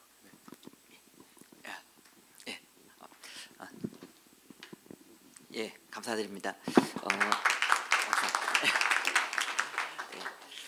그럼 이상으로 바른제도 바른의료 정착을 위한 세미나를 마치겠습니다.